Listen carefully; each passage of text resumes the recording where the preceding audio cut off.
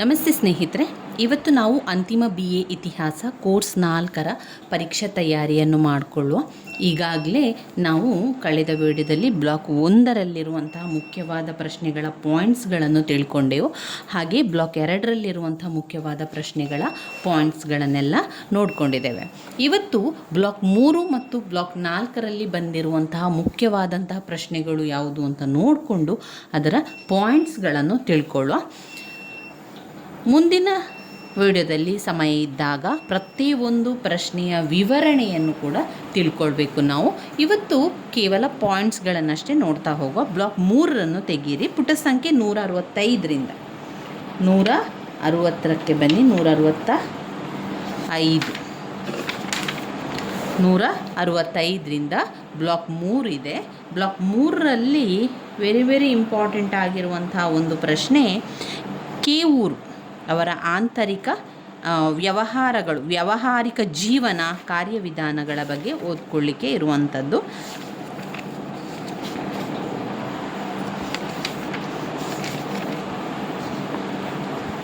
ವ್ಯಾವಹಾರಿಕ ಕಾರ್ಯವಿಧಾನಗಳು, ಕೇವೂರು ಮತ್ತು ಆತನ ವ್ಯಾವಹಾರಿಕ ಕಾರ್ಯವಿಧಾನಗಳು. ಇದರಲ್ಲಿ ಪಾಯಿಂಟ್ಸ್ಗಳಿಲ್ಲ, ನಾವೇ ಒಮ್ಮೆ ಓದ್ತಾ ಹೋಗಬೇಕು, ನಂತರ ನಾವು ಪಾಯಿಂಟ್ಸ್ಗಳನ್ನು ಮಾಡ್ತಾ ಹೋಗಬೇಕು. ಕೇವೂರು ಇಟಲಿಯ ಏಕೀಕರಣ ಚಳುವಳಿಗೆ ಒಂದು ಹೊಸ ಆಯಾಮವನ್ನು ನೀಡಿದವನು ಕೇವೂರು. ಇಟಲಿಯ ಏಕೀಕರಣದ ಇತಿಹಾಸದಲ್ಲಿ 1849 ಒಂದು ಪರ್ವಕಾಲ ಅಂತಲೇ ಹೇಳ್ಬೋದು. ಯಾಕಂದರೆ 1848ರಲ್ಲಿ ಪ್ರಾರಂಭವಾದ ಕ್ರಾಂತಿಗಳು ಮತ್ತು ದಂಗೆಗಳನ್ನು 1849ರಲ್ಲಿ ಹೆಚ್ಚು ಕಡಿಮೆ ಇಟಲಿಯ ಎಲ್ಲ ಪ್ರಾಂತ್ಯಗಳಲ್ಲೂ ಹತ್ತಿಕ್ಕಲಾಯಿತು.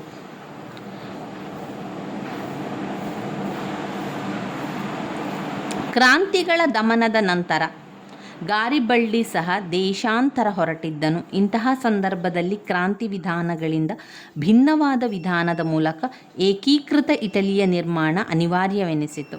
ಕ್ರಾಂತಿಕಾರಿಗಳಿಗಿಂತ ಭಿನ್ನವಾದ ನಾಯಕತ್ವವನ್ನು ನೀಡುವುದು ಈ ಸಂದಿಗ್ಧ ಸಮಯದಲ್ಲಿ ಅನಿವಾರ್ಯವೆನಿಸಿತು.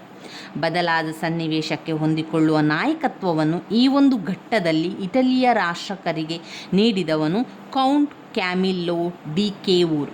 ಈತ ರಾಜತಂತ್ರ ಪ್ರವೀಣನಾಗಿದ್ದು ಇಟಲಿಯ ಏಕೀಕರಣ ಚಳುವಳಿಗೆ ಒಂದು ಹೊಸ ಆಯಾಮವನ್ನು ಕೊಟ್ಟವನು ಕೇವೂರು.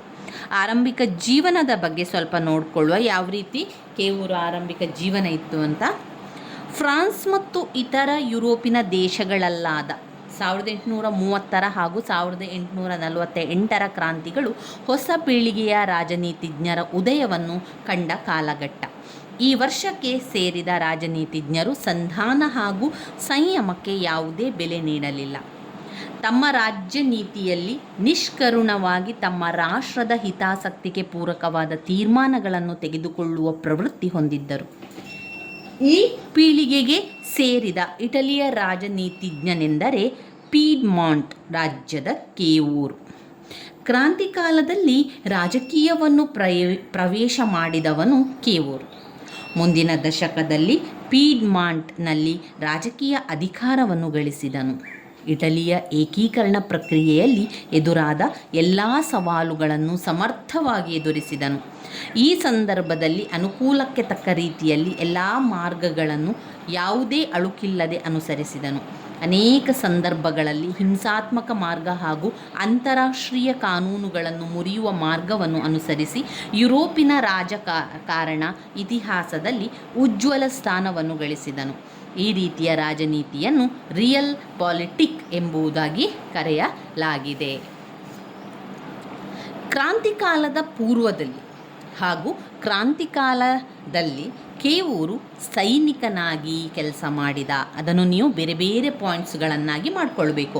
ಕ್ರಾಂತಿಕಾಲದ ಪೂರ್ವದಲ್ಲಿ ಮತ್ತು ಕ್ರಾಂತಿಕಾಲದಲ್ಲಿ ಕೇವೂರು ಯಾವ ರೀತಿಯಾಗಿ ಅನುಭವವನ್ನು ಗಳಿಸಿದ್ದ? 1 ಸೈನಿಕನಾಗಿ, 2 ರೈತನಾಗಿ, 3 ಬ್ಯಾಂಕರ್ ಆಗಿ, 4 ಕೈಗಾರಿಕಾ ಉದ್ಯಮಿಯಾಗಿ ಅಪಾರ ಅನುಭವವನ್ನು ಗಳಿಸಿದ್ದನು.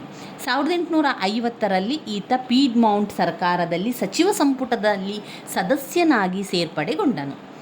ಈತ ಸಚಿವನಾಗಿ ಕೃಷಿ, ಕೈಗಾರಿಕೆ, ವಾಣಿಜ್ಯ ಶಾಖೆಗಳನ್ನು ನಿರ್ವಹಿಸಿದನು.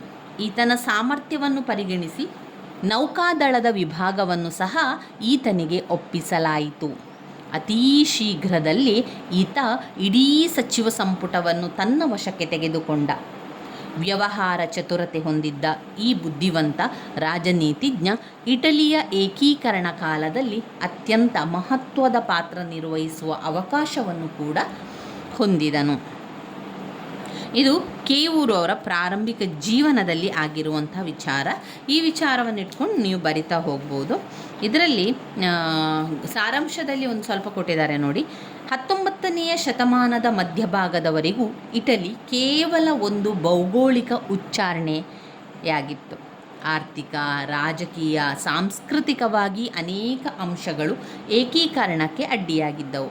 ಮ್ಯಾಜಿನಿ ಮತ್ತು ಗಾರಿಬಲ್ಡಿ ಇಟಲಿಯಲ್ಲಿ ರಾಷ್ಟ್ರೀಯತೆಯ ಉಗಮಕ್ಕೆ ಕಾರಣಕರ್ತರಾದರು.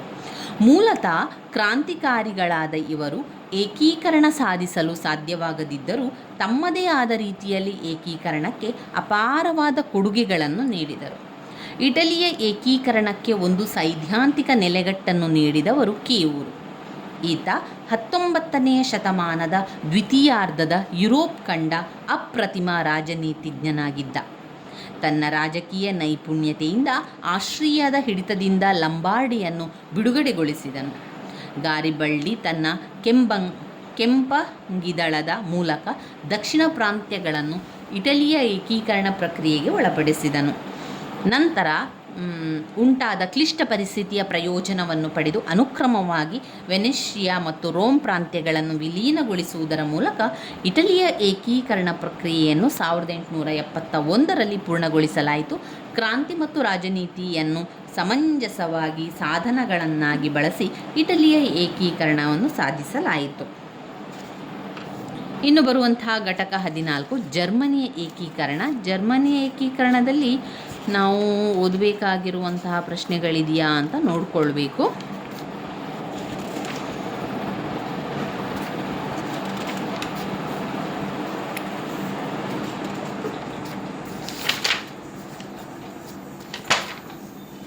ಘಟಕ 15ಕ್ಕೆ ಬಂದೆವು. ಘಟಕ 15ರಲ್ಲಿ ಯಾವುದನ್ನು ಗುರುತು ಹಾಕ್ಕೊಂಡಿದ್ದೇವೆ? ಇಲ್ಲಿ ಯಾವುದು ಕೂಡ ಗುರುತನ್ನು ಹಾಕ್ಕೊಳ್ಳಲಿಲ್ಲ. ಇನ್ನು ಘಟಕ 16ರಲ್ಲಿ ಬಂದಾಗ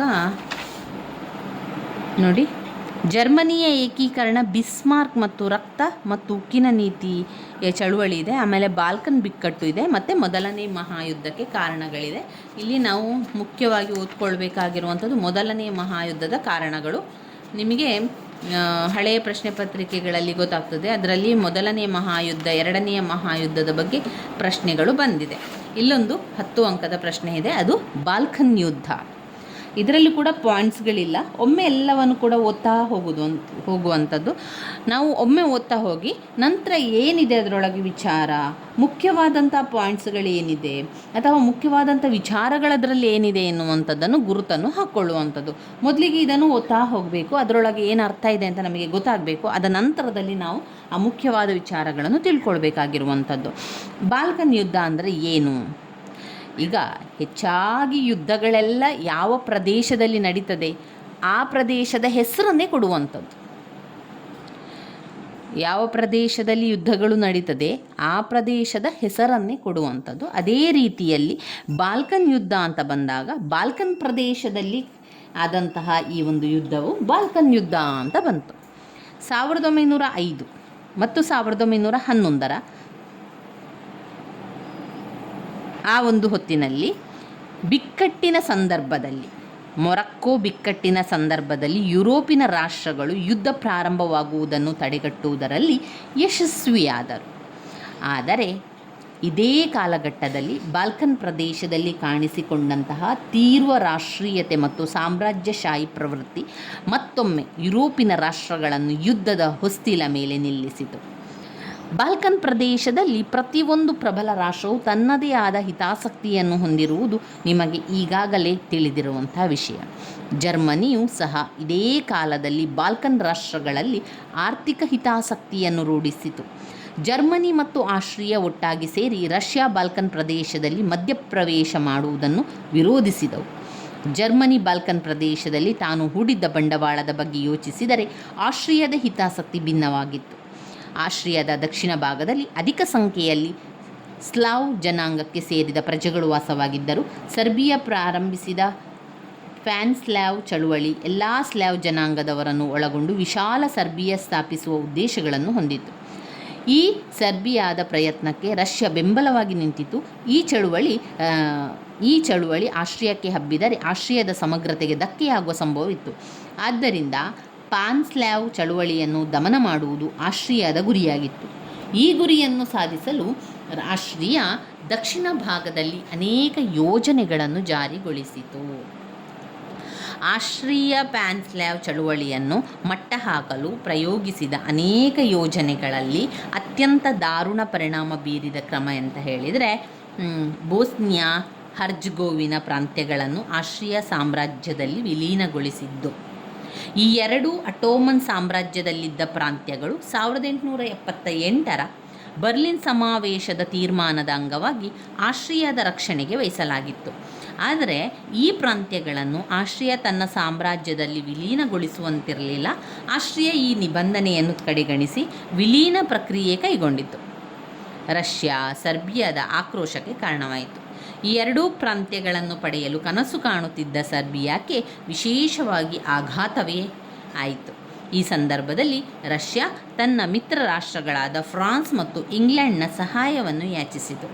ಸೈನಿಕವಾಗಿ ದುರ್ಬಲವಾಗಿದ್ದ ರಷ್ಯಾವನ್ನು ಬೆಂಬಲಿಸಲು ಮಿತ್ರ ರಾಷ್ಟ್ರಗಳು ಮುಂದೆ ಬರಲಿಲ್ಲ. ಇಂಗ್ಲೆಂಡ್ ಮತ್ತು ಫ್ರಾನ್ಸ್ನ ಈ ಧೋರಣೆ ರಷ್ಯಾ ಮತ್ತು ಸರ್ಬಿಯಾದ ಆತಂಕಕ್ಕೆ ಕಾರಣವಾಯಿತು. ಜರ್ಮನಿ ಮತ್ತು ಆಸ್ಟ್ರಿಯಾ ಇದು ಮಿತ್ರ ರಾಷ್ಟ್ರಗಳ ಒಕ್ಕೂಟದ ವೈಫಲ್ಯವೆಂದು ಪ್ರತಿಬಿಂಬಿಸಿದವು. ಜರ್ಮನಿ ಮತ್ತು ಆಸ್ಟ್ರಿಯಾದ ಈ ವಿಜಯದ ಭಾವನೆ ಮಿತ್ರ ರಾಷ್ಟ್ರಗಳಿಗೆ ಜೀರ್ಣಿಸಿಕೊಳ್ಳಲು ಕಷ್ಟವಾಯಿತು. ಯುರೋಪಿನ ಎರಡು ಬಣಗಳ ಪ್ರಬಲ ರಾಷ್ಟ್ರಗಳು ಬೋಸ್ನಿಯಾ ಮತ್ತು ಹರ್ಜಗೋವಿನ ಪ್ರಶ್ನೆಯ ಬಗ್ಗೆ ಜಿಜ್ಞಾಸೆಯಲ್ಲಿ ತೊಡಗಿದ್ದರೆ ಬಾಲ್ಕನ್ ರಾಷ್ಟ್ರಗಳು ತಮ್ಮದೇ ಆದ ಯೋಜನೆಯನ್ನು ಕಾರ್ಯಗತಗೊಳಿಸಲು ಪ್ರಯತ್ನಿಸುತ್ತಿದ್ದವು. ಬಾಲ್ಕನ್ ರಾಷ್ಟ್ರಗಳಾದ ಸರ್ಬಿಯಾ, ಮಾಂಟೆನೆಗ್ರೊ, ಗ್ರೀಸ್, ಬಲ್ಗೇರಿಯಾ ಒಟ್ಟಾಗಿ ಕೈಜೋಡಿಸಿ ಟರ್ಕಿಯನ್ನು ಬಾಲ್ಕನ್ ಪ್ರದೇಶದಿಂದ ಹೊರಗಟ್ಟಲು ತೀರ್ಮಾನಿಸಿದವು. ಈ ಕ್ರಮದ ಅಂಗವಾಗಿ 1912ರಲ್ಲಿ ಈ ಎಲ್ಲ ಬಾಲ್ಕನ್ ರಾಷ್ಟ್ರಗಳು ಟರ್ಕಿಯ ವಿರುದ್ಧ ಯುದ್ಧ ಘೋಷಿಸಿ ಟರ್ಕಿಯನ್ನು ಸೋಲಿಸಿದವು. ಸೋತ ಟರ್ಕಿ ಬಾಲ್ಕನ್ ಪ್ರದೇಶದಿಂದ ಕಾಲ್ತೆಗೆದುದಲ್ಲದೆ ಅಲ್ಬೇನಿಯಾವನ್ನು ಗೆದ್ದ ರಾಷ್ಟ್ರಗಳಿಗೆ ಪರಿಹಾರವಾಗಿ ನೀಡಬೇಕಾಯಿತು. ರಾಷ್ಟ್ರ ನಾಯಕತ್ವ ವಹಿಸಿದ್ದ ಬಲ್ಗೇರಿಯಾ ಅಲ್ಬೇನಿಯಾದ ಬಹುಭಾಗವನ್ನು ತನ್ನ ವಶಕ್ಕೆ ತೆಗೆದುಕೊಂಡಿತು. ಅಲ್ಬೇನಿಯಾ ಪಡೆಯಬೇಕೆಂದು ಬಯಸಿದ್ದ ಸರ್ಬಿಯಾಕ್ಕೆ ತೀವ್ರ ನಿರಾಸೆ ಉಂಟಾಯಿತು. ಗ್ರೀಸ್ ಸರ್ಕಾರ ಸಹ ತೃಪ್ತಿ ಪಡಲಿಲ್ಲ. ಒಂದು ಬಣವನ್ನು ರಚಿಸಿಕೊಂಡವು. ಇದರ ಸದಸ್ಯ ರಾಷ್ಟ್ರಗಳೆಂದರೆ Serbia, Greece, Romania, Turkey.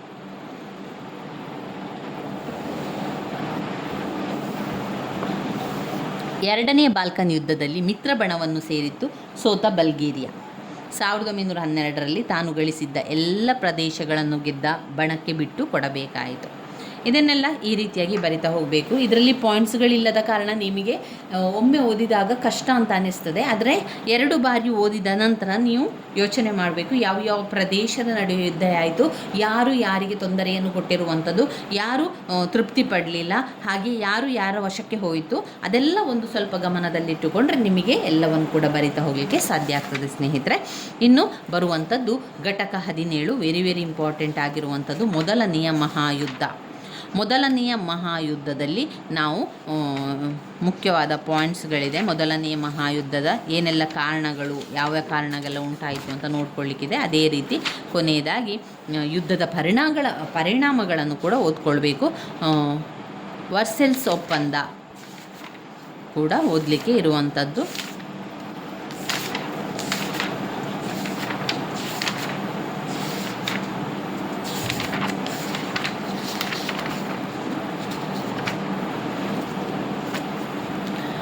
Block 3ರಲ್ಲಿ ನಾವು ಮೊದಲ ಮಹಾಯುದ್ಧದ ಬಗ್ಗೆ ತಿಳ್ಕೊಳ್ಳೋ, ಅದಾದ ನಂತರ ಬ್ಲಾಕ್ 4ಕ್ಕೆ ಹೋಗಬೇಕಾಗಿರುವಂಥದ್ದು. ಮೊದಲ ಮಹಾಯುದ್ಧದಲ್ಲಿ ರಾಷ್ಟ್ರೀಯತೆಯ ಪಾತ್ರ. ಮೊದಲ ಪಾಯಿಂಟ್ ರಾಷ್ಟ್ರೀಯತೆಯ ಪಾತ್ರ. ನಾವಿಲ್ಲಿ ಇವತ್ತು ಪಾಯಿಂಟ್ಸ್ಗಳನ್ನು ಮಾತ್ರ ನೋಡ್ತಾ ಹೋಗುವ. ಯಾವುದನ್ನು ಓದ್ಕೊಳ್ಬೇಕು, ಯಾವುದನ್ನು ಪಾಯಿಂಟ್ಸ್ ಮಾಡ್ಕೊಳ್ಬೇಕು, ಪಾಯಿಂಟ್ಸನ್ನು ಮಾತ್ರ ಬಾಯ್ಪಾಠ ಮಾಡಿ ಆದರೂ ತಿಳ್ಕೊಳ್ಳಿ. ನಂತರ ಸಮಯ ಇದ್ದಾಗ ಅದರ ವಿವರಣೆಯನ್ನು ಕೂಡ ತಿಳಿಯಲಿಕ್ಕೆ ಪ್ರಯತ್ನಿಸುವ ಸ್ನೇಹಿತರೆ. ತುಂಬ ವಿಷಯಗಳಿರೋದ್ರಿಂದ ಎಲ್ಲ ವಿಷಯಗಳಲ್ಲೂ ಕೂಡ ನಾವು ಪರೀಕ್ಷೆ ತಯಾರಿಯನ್ನು ಮಾಡಿಕೊಳ್ಬೇಕಾಗಿದೆ. ಅದರಿಂದ ಸಮಯದ ಅಭಾವದಿಂದಾಗಿ ನಾವು ಪಾಯಿಂಟ್ಸ್ಗಳನ್ನಷ್ಟೇ ಮೊದಲಿಗೆ ನೋಡ್ತಾ ಹೋಗುವ. ರಾಷ್ಟ್ರೀಯತೆಯ ಭಾವ. ಒಂದು, ರಾಷ್ಟ್ರೀಯತೆಯ ಭಾವ. ಎರಡು, ಜರ್ಮನ್ ರಾಷ್ಟ್ರೀಯತೆ. ಅದು ರಾಷ್ಟ್ರೀಯತೆಯ ಪಾತ್ರದಲ್ಲಿ ನಾವು ಸಬ್ ಪಾಯಿಂಟ್ಸ್ ಆಗಿ ತಗೊಳ್ಳುವ. ರಾಷ್ಟ್ರೀಯತೆಯ ಪಾತ್ರ, ಜರ್ಮನ್ ರಾಷ್ಟ್ರೀಯತೆ, ಫ್ರೆಂಚ್ ರಿವ್ಯಾಂಚ್ ಚಳುವಳಿ, ರಷ್ಯಾ ಮತ್ತು ಸರ್ಬಿಯಾದಲ್ಲಿ ಪ್ಲಾನ್ ಸ್ಲ್ಯಾವ್ ಚಳುವಳಿ.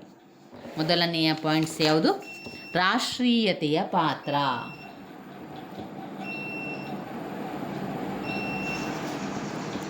ರಾಷ್ಟ್ರೀಯತೆಯ ಪಾತ್ರ, ಅದರಲ್ಲಿ ಜರ್ಮನ್ ರಾಷ್ಟ್ರೀಯತೆ, ಫ್ರೆಂಚ್ ರಿವೆಂಜ್ ಚಳುವಳಿ ತಗೊಳ್ಳಿ. ಎರಡನೇ ಪಾಯಿಂಟ್, ಸೈನಿಕ ಪ್ರವೃತ್ತಿಯ ಏಳಿಗೆ. ಸೈನಿಕ ಪ್ರವೃತ್ತಿಯ ಏಳಿಗೆ, ಸೈನಿಕ ಪ್ರವೃತ್ತಿ ಏಳಿಗೆ. ಮೂರು, ಶಸ್ತ್ರಾಸ್ತ್ರಗಳಲ್ಲಿ ಹೆಚ್ಚಳ. ಶಸ್ತ್ರಾಸ್ತ್ರಗಳಲ್ಲಿ ಹೆಚ್ಚಳ, ಶಸ್ತ್ರಾಸ್ತ್ರಗಳಲ್ಲಿ ಹೆಚ್ಚಳ. ನಾಲ್ಕು, ಯುರೋಪಿನ ವ್ಯವಸ್ಥೆಯ ವಿಫಲತೆ. ಯುರೋಪಿನ ವ್ಯವಸ್ಥೆಯ ವಿಫಲತೆ. ಐದು, ರಾಜ್ಯ ನೀತಿಯ ಮೇಲೆ ಸೈನ್ಯದ ಪ್ರಭಾವ. ರಾಜ್ಯ ನೀತಿಯ ಮೇಲೆ ಸೈನ್ಯದ ಪ್ರಭಾವ. ರಾಜ್ಯ ನೀತಿಯ ಮೇಲೆ ಸೈನ್ಯದ ಪ್ರಭಾವ. ಆರು, ಬೋನ್ಸಿಯಾದ ಬಿಕ್ಕಟ್ಟು. ಬೋನ್ಸಿಯಾದ ಬಿಕ್ಕಟ್ಟು. ಏಳು, ಬಾಲ್ಕನ್ ಯುದ್ಧಗಳು. ಏಳು, ಬಾಲ್ಕನ್ ಯುದ್ಧಗಳು. ಎಂಟು, ರಹಸ್ಯ ಒಪ್ಪಂದ ವ್ಯವಸ್ಥೆ. ಎಂಟು, ರಹಸ್ಯ ಒಪ್ಪಂದ ವ್ಯವಸ್ಥೆ. ಒಂಬತ್ತು, ಎರಡು ರಾಷ್ಟ್ರಗಳ ಒಪ್ಪಂದ ಮತ್ತು ಮೂರು ರಾಷ್ಟ್ರಗಳ ಒಪ್ಪಂದ. ಎರಡು ರಾಷ್ಟ್ರಗಳ ಒಪ್ಪಂದ ಮತ್ತು ಮೂರು ರಾಷ್ಟ್ರಗಳ ಒಪ್ಪಂದ. ಹತ್ತು, ಎರಡು ರಾಷ್ಟ್ರಗಳ ಮಿತ್ರತ್ವ ಮತ್ತು ಮೂರು ರಾಷ್ಟ್ರಗಳ ಮಿತ್ರತ್ವ. ಎರಡು ರಾಷ್ಟ್ರಗಳ ಮಿತ್ರತ್ವ ಮತ್ತು ಮೂರು ರಾಷ್ಟ್ರಗಳ ಮಿತ್ರತ್ವ. 11, ವೃತ್ತಪತ್ರಿಕೆಗಳು ಮತ್ತು ಅಂಧಾಭಿಮಾನ. ವೃತ್ತಪತ್ರಿಕೆಗಳು ಮತ್ತು ಅಂಧಾಭಿಮಾನ. 12, ಆರ್ಥಿಕ ಸಾಮ್ರಾಜ್ಯವಾದ.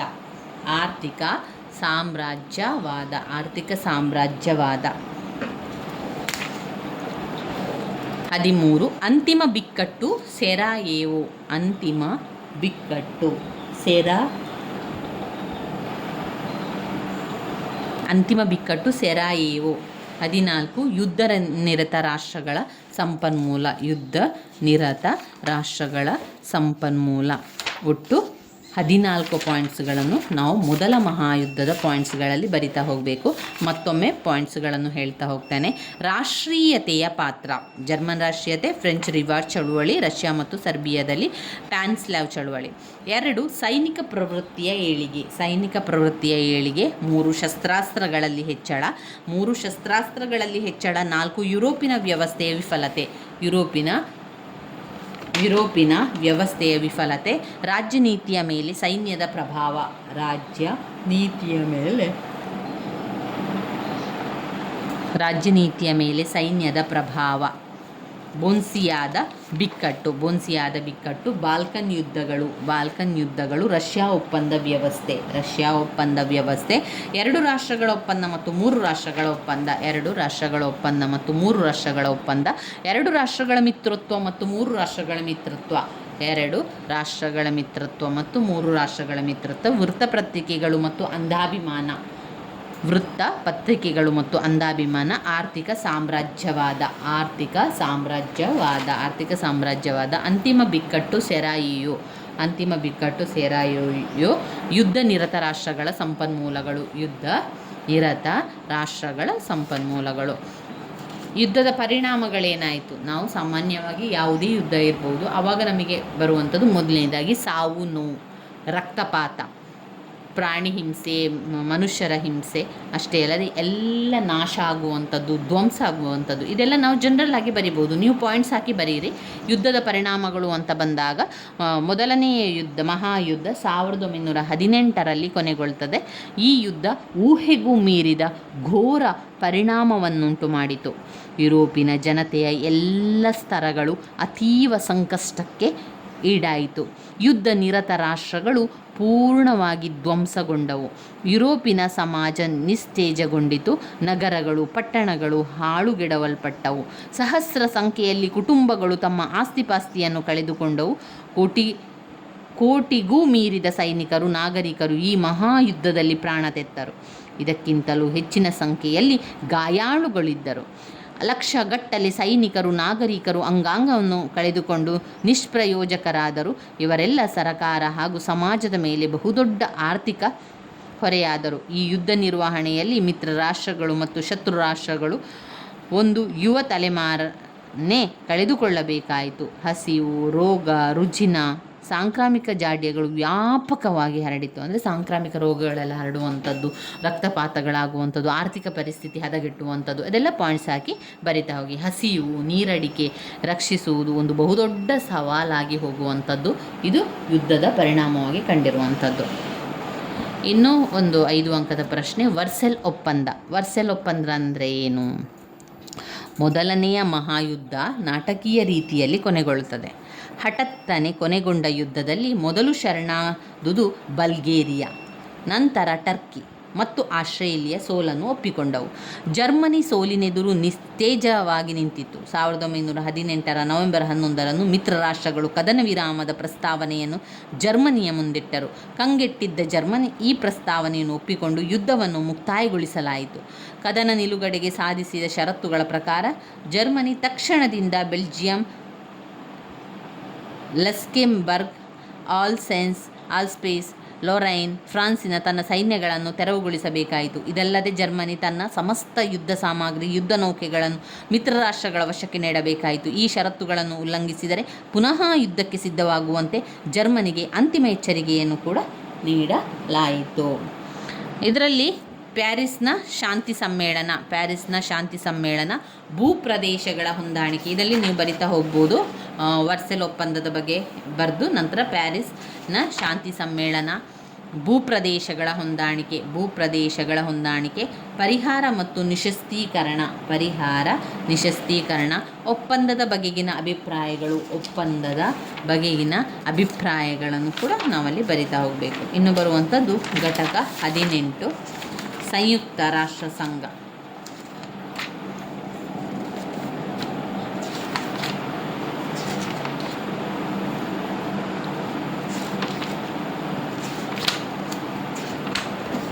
ನೋಡಿ, ಇವಿಷ್ಟು ಆದರೆ ಬ್ಲಾಕ್ 3 ಮುಗಿಯಿತು.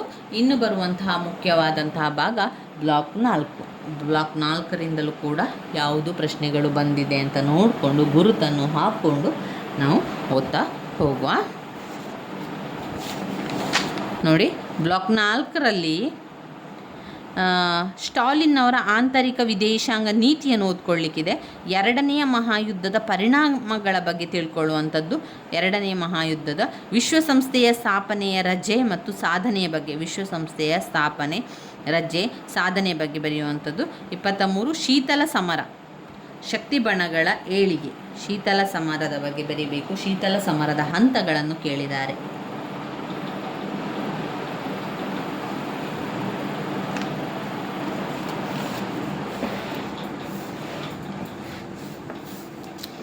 ಬ್ಲಾಕ್ 4 ರಷ್ಯಾದ ಕ್ರಾಂತಿಯಿಂದ ಸೋವಿಯತ್ ರಷ್ಯಾದ ವಿಘಟನೆಯವರೆಗೆ. ಸ್ಟಾಲಿನ್ ವಿದೇಶಾಂಗ ನೀತಿ ಈ ಒಂದು ಘಟಕದಲ್ಲಿ ಓದಬೇಕಾಗಿರುವಂಥ ಪ್ರಶ್ನೆಯಾಗಿದೆ.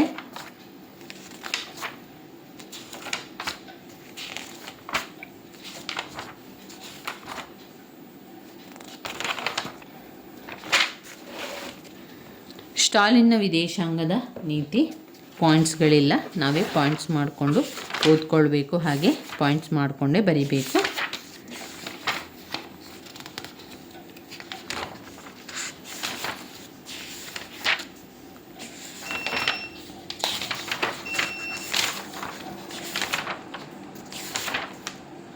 ಆಮೇಲೆ 2ನೇ ಮಹಾಯುದ್ಧದ ಕಾರಣವಾದಂಥ ಅಂಶಗಳನ್ನು ಕೂಡ ಓದ್ಕೊಳ್ಳಿಕ್ಕೆ ಇರುವಂಥದ್ದಿದೆ.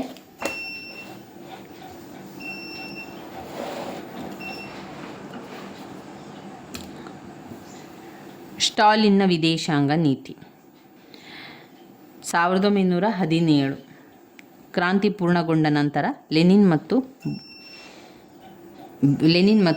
ಬೊಲೆಕ್ವಿಕ್ ಸದಸ್ಯರು ಪ್ರಪಂಚದೆಲ್ಲೆಡೆ ಕ್ರಾಂತಿ ಹರಡುವ ಕನಸನ್ನು ಹೊಂದಿದ್ದರು. ಕಮ್ಯುನಿಸ್ಟ್ ಸಿದ್ಧಾಂತಗಳನ್ನು ಇತರ ರಾಷ್ಟ್ರಗಳಲ್ಲಿ ಪ್ರಸರಿಸಲು ಒಂದು ಅಂತಾರಾಷ್ಟ್ರೀಯ ಸಂಸ್ಥೆಯನ್ನು ಸ್ಥಾಪಿಸಿ ಆ ಮೂಲಕ ವಿವಿಧ ದೇಶಗಳಲ್ಲಿ ಕಾರ್ಮಿಕ ಅಶಾಂತಿಯನ್ನು ಹುಟ್ಟುಹಾಕಿ ಸಮಾಜವಾದಿ ಹಿನ್ನೆಲೆಯ ಸರ್ಕಾರಗಳನ್ನು ರಚಿಸಲು ಪ್ರಯತ್ನಿಸಿದರು. ಸ್ಟಾಲಿನ್ ಪ್ರಾರಂಭಿಸಿದ ವರ್ಷಗಳಲ್ಲಿ ಈ ನೀತಿಯನ್ನು ಅನುಸರಿಸಿದರು. ಅಧಿಕಾರಕ್ಕಾಗಿ ನಡೆದ ಹೋರಾಟದಿಂದಾಗಿ ಇದಕ್ಕೆ ಹಿನ್ನಡೆ ಕೂಡ ಆಗ್ತದೆ.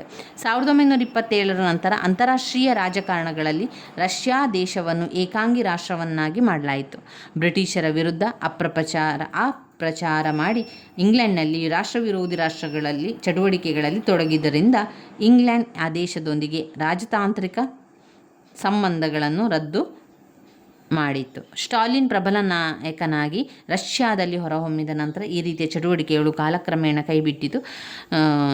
ಇತರ ರಾಷ್ಟ್ರಗಳು ಸೋವಿಯತ್ ರಷ್ಯಾ ಒಂದು ಶಾಂತಿ ಬಯಸುವ ದೇಶವೆಂದು ಭಾವಿಸಲು ಬೇಕಾದ ನೀತಿಯನ್ನು ಅನುಸರಿಸಿದನು. ಜರ್ಮನಿಯಲ್ಲಿ ನಾಜಿಗಳು ಅಧಿಕಾರಕ್ಕೆ ಬಂದ ನಂತರ ಸ್ಟಾಲಿನ್ ಸಂಯುಕ್ತ ರಾಷ್ಟ್ರದ ಸಂಘದ ಸದಸ್ಯತನವನ್ನು ಪಡೆದುದಲ್ಲದೆ ತನ್ನ ಪಾಶ್ಚಿಮಾತ್ಯ ರಾಷ್ಟ್ರಗಳೊಡನೆ ಮಧುರವಾದ ಬಾಂಧವ್ಯವನ್ನು ಹೊಂದಲು ಬಯಸಿದನು.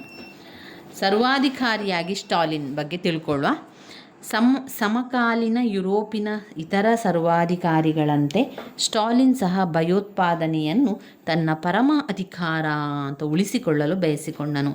ಜರ್ಮನಿ ಮತ್ತು ಜಪಾನ್ ರಷ್ಯಾದ ವಿರುದ್ಧ ದಾಳಿ ಎಸಗಬಹುದೆಂದು ಸ್ಟಾಲಿನ್ ಭಾವಿಸಿದ್ದನು. ಆಂತರಿಕವಾಗಿ ತನ್ನ ರಾಜಕೀಯ, ಸಾಮಾಜಿಕ, ಆರ್ಥಿಕ ಚಿಂತನೆಗಳನ್ನು ವಿರೋಧಿಸುವುದರಿಂದ ತನ್ನ ಪ್ರಾಣಕ್ಕೆ ಸಂಚಕಾರ ಬರಬಹುದೆಂದು ಆತ ಯೋಚಿಸಿದ್ದ. ಬಹುಪಾಲು ರಷ್ಯನ್ನರು ಸ್ಟಾಲಿನ್ನ ರಾಜನೀತಿಯನ್ನು ಒಪ್ಪಿಕೊಳ್ಳಲಿಲ್ಲ. ಆತನ ರಾಷ್ಟ್ರೀಕರಣ ನೀತಿ ಮತ್ತು ಸಾಮಾಜಿಕ ಕೃಷಿ ವ್ಯವಸ್ಥೆಗೆ ಅನೇಕ ವಿಧವಾದ ವಿರೋಧಗಳಿದ್ದವು. ಈ ಒಂದು ವಿರೋಧಗಳನ್ನು ಬಗ್ಗುಬಡಿಯಲು ಸ್ಟಾಲಿನ್ ಭಯೋತ್ಪಾದನೆಯನ್ನು ವ್ಯಾಪಕವಾಗಿ ಬಳಸಿದನು. 1930ರ ದಶಕದಲ್ಲಿ ಅಂದಾಜು 2 ಕೋಟಿ ವಿರೋಧಿಗಳನ್ನು ಸ್ಟಾಲಿನ್ ಕೊಲೆ ಮಾಡಿಸಿರಬಹುದೆಂದು ಕೆಲವರು ಅಭಿಪ್ರಾಯಪಡುತ್ತಾರೆ. ಈತ ಪೊಲೀಸ್, ಸೈನ್ಯ, ವರ್ಗ ಕಲಹವನ್ನು ಸಾಧನವನ್ನಾಗಿ ಬಳಸಿ ಈ ಕೃತ್ಯವನ್ನು ವ್ಯವಸ್ಥಿತವಾಗಿ ನಡೆಸಿದನು. ಸಾಮೂಹಿಕವಾಗಿ ಕೃಷಿಯನ್ನು ವಿರೋಧಿಸಿದ ಲಕ್ಷಾಂತರ ಕೃಷಿ ಕುಟುಂಬಗಳನ್ನು ಸೈಬೀರಿಯಾದ ಸೆರೆ ಶಿಬಿರಗಳಿಗೆ ಕಳುಹಿಸಲಾಯಿತು. 1930ರ ದಶಕದಲ್ಲಿ ರಷ್ಯಾ ಪೊಲೀಸ್ ತೋರಿಕೆಯ ವಿಚಾರಣೆಯನ್ನು ನಡೆಸಿ ಲಕ್ಷಾಂತರ ವಿರೋಧಿಗಳನ್ನು ಸೆರೆ ಶಿಬಿರಗಳಿಗೆ ರವಾನಿಸಿದರು. ಸಹಸ್ರಾರು ವಿರೋಧಿಗಳನ್ನು ಹತ್ಯೆಗೈಯಲಾಯಿತು. 1936-1938ರ ಅವಧಿಯಲ್ಲಿ 10 ಲಕ್ಷಕ್ಕೂ ಹೆಚ್ಚು ಪಕ್ಷದ ಸದಸ್ಯರನ್ನು ಹೊರದೂಡಲಾಯಿತು. ಇವರು ಲೆನಿನ್ ನಿಷ್ಠರೆಂದು ಹಾಗೂ ಸ್ಟಾಲಿನ್ನ ನೀತಿಗಳನ್ನು ವಿರೋಧಿಸುತ್ತಿದ್ದರೆಂದು ಆಪಾದಿಸಲಾಯಿತು. ಈ ವಿರೋಧಿ ಗುಂಪಿನ ನಾಯಕರನ್ನು ಯಾವುದೇ ವಿಚಾರಣೆ ಇಲ್ಲದೆ ಕೊಂದು ಹಾಕಲಾಯಿತು. ಸ್ಟಾಲಿನ್ಗೆ ನಿಷ್ಠೆ ತೋರದವರೆಂದು ಭಾವಿಸಿದ ಸೈನ್ಯಾಧಿಕಾರಿಗಳನ್ನು ಸಹ ಅವನು ಸೆರೆಮನೆಗೆ ವಿಚಾರಣೆಯಲ್ಲಿ ತಳ್ಳಲಾಗ್ತದೆ. ಅನೇಕ ಉನ್ನತ ಸೈನ್ಯಾಧಿಕಾರಿಗಳ ವಿರುದ್ಧ ತೋರಿಕೆಯ ವಿಚಾರಣೆಯ ಮೂಲಕ ಮರಣದಂಡನೆಯನ್ನು ಕೂಡ ವಿಧಿಸಲಾಯಿತು. ಇದರಲ್ಲಿ 3 ಮಾರ್ಷಲ್ಗಳನ್ನು 14 ಕಮಾಂಡರ್ಗಳನ್ನು ಈ ತೋರಿಕೆ ವಿಚಾರಣೆಯ ಮೂಲಕ ಮರಣದಂಡನೆಗೆ ಗುರಿ ಮಾಡಲಾಯಿತು. 1938ರ ಹೊತ್ತಿಗೆ ಸ್ಟಾಲಿನ್ನ ನೀತಿಯನ್ನು ವಿರೋಧಿಸಿದವರು ಸೈನ್ಯದಲ್ಲಾಗಲಿ, ಆಡಳಿತದಲ್ಲಾಗಲಿ ಅಥವಾ ಪಕ್ಷದಲ್ಲಾಗಲಿ ಇರಲಿಲ್ಲ. ನಂತರ ವಿರೋಧ ಕೊನೆಗೊಂಡರೂ ಸರ್ವಾಧಿಕಾರ ಪ್ರಭುತ್ವದ ಏಕವ್ಯಕ್ತಿಯ ನಿರಂಕುಶ ಆಡಳಿತ ಅವ್ಯಾಹತವಾಗಿ ಮುಂದುವರಿಯಿತು. ಇವಿಷ್ಟು ಸರ್ವಾಧಿಕಾರಿಯಾಗಿದ್ದ ಸ್ಟಾಲಿನ್ನ ಒಂದು ನೀತಿ ಅಂತಲೇ ಹೇಳ್ಬೋದು. ಧನ ಸಹಾಯ ಸಾಮಗ್ರಿಗಳನ್ನೆಲ್ಲ ಕೊಡುವಂಥದ್ದು ಇದೆಲ್ಲ ಮಾಡ್ತಾಯಿದ್ದ.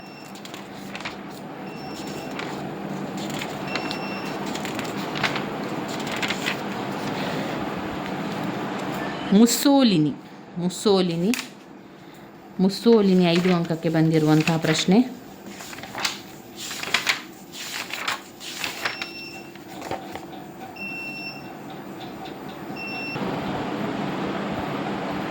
ಮುಸ್ಸೋಲಿನಿ ಇದು 5 ಅಂಕದ ಪ್ರಶ್ನೆಯಾಗಿರುವಂಥದ್ದು. ಅದರಿಂದ ಅದು ಯಾವ ವಿಚಾರ ಇದೆ ಎನ್ನುವಂಥದ್ದು ನೋಡ್ತಾ ಹೋಗಿ. ಬೆನಿಟ್ಟೋ ಮುಸೋಲಿನಿಯ ಏಳಿಗೆ 20ನೇ ಶತಮಾನದ ಒಂದು ಅದೃಷ್ಟದ ಚಮತ್ಕಾರ. ಆತ ದುರ್ಬಲ ಮತ್ತು ಚಂಚಲ ಮನಸ್ಸಿನವನು. ಅಧಿಕಾರ ಹಿಡಿಯುವುದರಲ್ಲಿ ಯಶಸ್ವಿಯಾಗುತ್ತೇನೆಂಬ ನಂಬಿಕೆಯೇ ಅವನಲ್ಲಿರಲಿಲ್ಲ.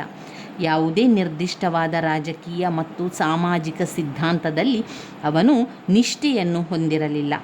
ಸಂದರ್ಭಾನುಸಾರ ಮುಸೋಲಿನಿ ತನ್ನ ನಿಲುವನ್ನು ಬದಲಾಯಿಸಿದನು. ಪ್ರಾರಂಭದಲ್ಲಿ ಸಮಾಜವಾದದಲ್ಲಿ ನಿಷ್ಠೆ ಹೊಂದಿದ್ದು ಯುದ್ಧವನ್ನು ವಿರೋಧಿಸಿದನು.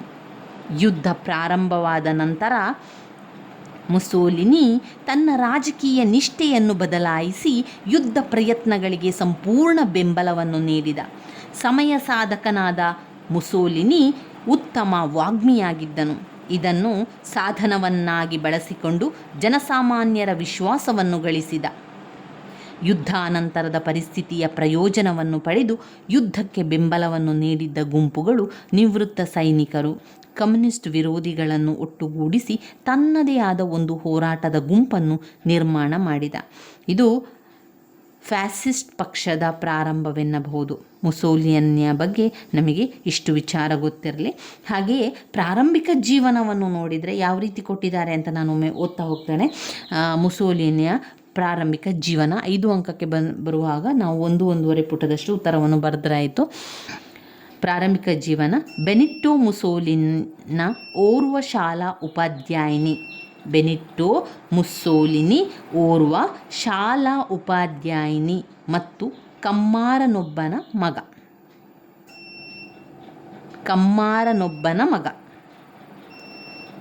ಈತನ ತಂದೆ ಕಟ್ಟಾ ಸಮಾಜವಾದಿಯಾಗಿದ್ದನು. ಪ್ರಾಯಶಃ ಮುಸೋಲಿನಿ ಪ್ರಾರಂಭ ವರ್ಷಗಳಲ್ಲಿ ಸಮಾಜವಾದಿಯಾಗಿರಲು ಆತನ ತಂದೆಯ ಪ್ರಭಾವ ಅಲ್ಲಗಳೆಯುವಂತಿಲ್ಲ. ಆತನ ಪ್ರಾರಂಭಿಕ ಶಿಕ್ಷಣ ಒಂದು ಧಾರ್ಮಿಕ ಶಾಲೆಯಲ್ಲಿ ಪ್ರಾರಂಭವಾಯಿತು. ಸಹ ವಿದ್ಯಾರ್ಥಿಯೊಬ್ಬನನ್ನು ತಿವಿದು ಘಾಸಿಪಡಿಸಿದುದರಿಂದ ಶಾಲೆಯಿಂದ ಹೊರಹಾಕಲ್ಪಟ್ಟ ಈತನನ್ನು ಕೆಲಕಾಲ ಸ್ವತಃ ಉಪಾಧ್ಯಾಯ ವೃತ್ತಿಯಲ್ಲಿದ್ದನು. ಈತನ ಮನೋಭಾವನೆಗೆ ಆ ವೃತ್ತಿ ಒಗ್ಗದೆ ಹೋಗುವುದರಿಂದ ಅದನ್ನು ತ್ಯಜಿಸಿದನು. ತನ್ನ 19ನೇ ವಯಸ್ಸಿನಲ್ಲಿ ಕಡ್ಡಾಯ ಸೈನಿಕ ಶಿಕ್ಷಣದಿಂದ ತಪ್ಪಿಸಿಕೊಳ್ಳಲು ಇಟಲಿಯನ್ನು ತ್ಯಜಿಸಿ ಸ್ವಿಟ್ಜರ್ಲ್ಯಾಂಡಿಗೆ ಪ್ರಯಾಣಿಸಿದನು. ಇಲ್ಲಿ ಅನೇಕ ರೀತಿಯ ಕಷ್ಟಗಳನ್ನು ಎದುರಿಸಬೇಕಾಯಿತು. ಜೀವನ ನಿರ್ವಹಣೆಗೆ ವಿವಿಧ ಬಗೆಯ ವೃತ್ತಿಯನ್ನು ಕೈಗೊಳ್ಳಬೇಕಾಯಿತು. 2 ವರ್ಷಗಳ ನಂತರ 1904ರಲ್ಲಿ ಇಟಲಿಗೆ ಹಿಂದಿರುಗಿ ಕಡ್ಡಾಯ ಸೈನಿಕ ಸೇವೆಯನ್ನು ಪೂರ್ಣಗೊಳಿಸಿದ. ಸೈನಿಕ ಸೇವೆಯನ್ನು ಮುಗಿಸಿದ ನಂತರ ನಾಗರಿಕ ಜೀವನದಲ್ಲಿ ಪತ್ರಿಕೋದ್ಯಮವನ್ನು ವೃತ್ತಿಯಾಗಿ ಆಯ್ಕೆ ಮಾಡಿಕೊಂಡನು. ಇದು ಅವನ ಜೀವನದಲ್ಲಿ ಬಹುಮುಖ್ಯವಾದ ತೀರ್ಮಾನವಾಯಿತು. ಈತನ ಮನೋಧರ್ಮ ಮತ್ತು ಗುಣಗಳು ಪತ್ರಿಕೋದ್ಯಮ ವೃತ್ತಿಗೆ ಸರಿಹೊಂದುವಂತಿತ್ತು. ಈ ವೃತ್ತಿ ಆತನ ಭವಿಷ್ಯವನ್ನು ನಿರ್ಧರಿಸಿತು ಎಂದರೆ ತಪ್ಪಲ್ಲ. ಸಮಾಜವಾದಿಯಾಗಿದ್ದ ಈತ ಪತ್ರಿಕೆಗಳಲ್ಲಿ ಹಿಂಸೆಯನ್ನು ಪ್ರಚೋದಿಸುವ ಲೇಖನಗಳನ್ನು ಬರೆದುದರಿಂದ ಸರ್ಕಾರದಿಂದ ಬಂಧನಕ್ಕೊಳಗಾದನು. ಈತನ ಬರವಣಿಗೆ ಶೈಲಿ, ವಿಚಾರಧಾರೆಗಳು ಶೀಘ್ರದಲ್ಲಿ ಈತನನ್ನು ಒಬ್ಬ ಪ್ರಮುಖ ಸಮಾಜವಾದಿ ಸ್ಥಾನಕ್ಕೆ ಏರಿಸಿದವು. 1912ರಲ್ಲಿ ಈತ ಸಮಾಜವಾದಿಗಳ ಪತ್ರಿಕೆ ಅವಂತಿಯ ಪ್ರಧಾನ ಸಂಪಾದಕನಾಗಿ ನೇಮಕವಾದನು. ಮಿಲನ್ನಿಂದ ಪ್ರಕಟವಾಗುತ್ತಿದ್ದ ಈ ಪತ್ರಿಕೆ ಮುಸೋಲಿನಿ ಪ್ರಚಾರಕ್ಕೆ ಬರಲು ಸಹಕಾರಿಯಾಯಿತು. ಆದರೆ ಈ ಪತ್ರಿಕೆಯಲ್ಲಿ ಆತನ ಬರವಣಿಗೆಗಳು ಸಂಪೂರ್ಣವಾಗಿ ಸಮಾಜವಾದಿ ಸಿದ್ಧಾಂತಗಳಿಗೆ ಬದ್ಧವಾಗಿರಲಿಲ್ಲ. ಕೆಲವೊಮ್ಮೆ ಈತನ ಬರವಣಿಗೆಗಳು ಅರಾಜಕತೆಯತ್ತ ಒಲವನ್ನು ಹೊಂದಿರುವುದನ್ನು ನೋಡಬಹುದಿತ್ತು. ಈತ ತನ್ನ ಸ್ವಂತ ಹಿತಾಸಕ್ತಿಯನ್ನು ಬೆಳೆಸಲು ಅವಂತಿಯನ್ನು ಬಳಸಿಕೊಂಡನೆಂದು ಕಮ್ಯುನಿಸ್ಟರು ಸಂಶಯಪಡುವಂತಾಯಿತು. ಟ್ರಿಪೋಲಿಯಲ್ಲಿ 1911ರಲ್ಲಿ ನಡೆದ ಸಮಾಜವಾದಿಗಳ ಸಮ್ಮೇಳನದಲ್ಲಿ ಯುದ್ಧ ವಿರೋಧಿ ನೀತಿಯನ್ನು ಬೆಂಬಲಿಸಿ ಪ್ರಖರವಾದ ಭಾಷಣಗಳನ್ನು ಮಾಡಿದ. ಯುದ್ಧ ವಿರೋಧಿ ನೀತಿಯನ್ನು ಬೆಂಬಲಿಸದ ಸಮಾಜವಾದಿಗಳನ್ನು ಹೊರಹಾಕುವ ಪ್ರಯತ್ನದಲ್ಲಿ ಯಶಸ್ಸನ್ನು ಸಹ ಗಳಿಸಿದ. 1914ರ ಪ್ರಥಮ ಯುದ್ಧ ಪ್ರಾರಂಭವಾದಾಗ ಈತ ತನ್ನ ರಾಜಕೀಯ ನಿಲುವನ್ನು ಸಂಪೂರ್ಣವಾಗಿ ಬದಲಾಯಿಸಿಕೊಂಡನು. ಇಟಲಿ ಯುದ್ಧ ಪ್ರವೇಶ ಮಾಡಿದುದನ್ನು ಬೆಂಬಲಿಸಿದುದರಿಂದ ಈತ ಸಮಾಜವಾದಿ ಪಕ್ಷದಿಂದ ಹೊರಹಾಕಲ್ಪಟ್ಟನು. ಸಮಾಜವಾದಿ ಸಿದ್ಧಾಂತವನ್ನು ಬಿಟ್ಟ ನಂತರ ಮುಸೋಲಿನಿ ಇಟಲಿ ಯುದ್ಧ ಪ್ರಯತ್ನಗಳಿಗೆ ಸಹಕಾರ ನೀಡಿದನು. 1919ರಲ್ಲಿ ಕೆಲವು ವಿಮರ್ಶಕರು ಇಟಲಿಯ ಯುದ್ಧ ಪ್ರವೇಶ ದೇಶದ ಹಿತಾಸಕ್ತಿಗೆ ಮಾರಕವಾಯಿತು ಎಂಬ ವಾದವನ್ನು ಮುಂದಿಟ್ಟಾಗ ಮುಸೋಲಿನಿ ಯುದ್ಧ ವರ್ಷಗಳು ಇಟಲಿಯ ಇತಿಹಾಸದಲ್ಲಿ ಅತ್ಯಂತ ವೈಭವದ ಕಾಲವೆಂದು ಬಣ್ಣಿಸಿದನು. ಈ ವಾದ ನಂತರ ಆತನ ಮನೋವಿಕೃತಿಗೆ ಒಂದು ಉದಾಹರಣೆಯಾಯಿತು. ಈ ವಾರದಲ್ಲಿ ನಂಬಿಕೆ ಹೊಂದಿದ್ದವರ ಸಂಖ್ಯೆಯು ಗಣನೀಯವಾಗಿತ್ತು. ಸಮಾಜದ ವಿವಿಧ ಸ್ತರದಲ್ಲಿದ್ದ ಇಂತಹ ವ್ಯಕ್ತಿಗಳನ್ನು ಒಟ್ಟುಗೂಡಿಸುವ ಪ್ರಯತ್ನವನ್ನು ಮುಸೋಲಿನಿ ಪ್ರಾರಂಭಿಸಿದನು. 1919ರ ಮಾರ್ಚಿನಲ್ಲಿ ಈತ ಈತನ ನಾಯಕತ್ವದಲ್ಲಿ ಸಂಘರ್ಷ ಸಮಿತಿಯೊಂದು ಅಸ್ತಿತ್ವಕ್ಕೆ ಬಂದಿತು. ಮಿಲನ್ನಲ್ಲಿ ಸ್ಥಾಪನೆಯಾದ ಈ ಸಮಿತಿಯನ್ನು ಮಿಲನ್ ಪ್ಯಾಸಿಯೋ ಎಂದು ಸಹ ಕರೆಯಲಾಯಿತು. ತದನಂತರ ನಿವೃತ್ತ ಸೈನಿಕರ ಸಂಘಟನೆಗಳು, ಕಮ್ಯುನಿಸ್ಟ್ ವಿರೋಧಿ ಗುಂಪುಗಳು, ಯುದ್ಧ ಪ್ರವೇಶವನ್ನು ಬೆಂಬಲಿಸುವ ಸಂಘಗಳು, ಯುದ್ಧ ಪಂಗಡಗಳು ಇತ್ಯಾದಿ.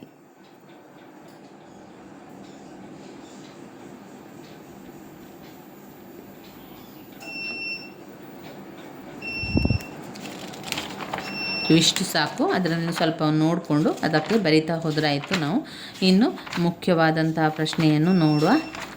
ಇದರಲ್ಲಿ ಎರಡನೆಯ ಮಹಾಯುದ್ಧ ಓದಲಿಕ್ಕಿದೆ. ಘಟಕ 21ಕ್ಕೆ ನಾವು ಬಂದಾಗ ಎರಡನೆಯ ಮಹಾಯುದ್ಧದ ಅಂಶಗಳು, ಕಾರಣವಾದಂಥ ಅಂಶಗಳು ಮತ್ತು ಎರಡನೇ ಯುದ್ಧದ ಪರಿಣಾಮಗಳನ್ನು ಕೂಡ ಓದಬೇಕು. ಒಂದು ಯುದ್ಧದ ಪರಿಣಾಮ ಅಂತ ಹೇಳಿದಾಗ ನಾವು ಎಲ್ಲವನ್ನು ಕೂಡ ಅದಕ್ಕೆ ಬರಿತಾ ಹೋಗಬೇಕು.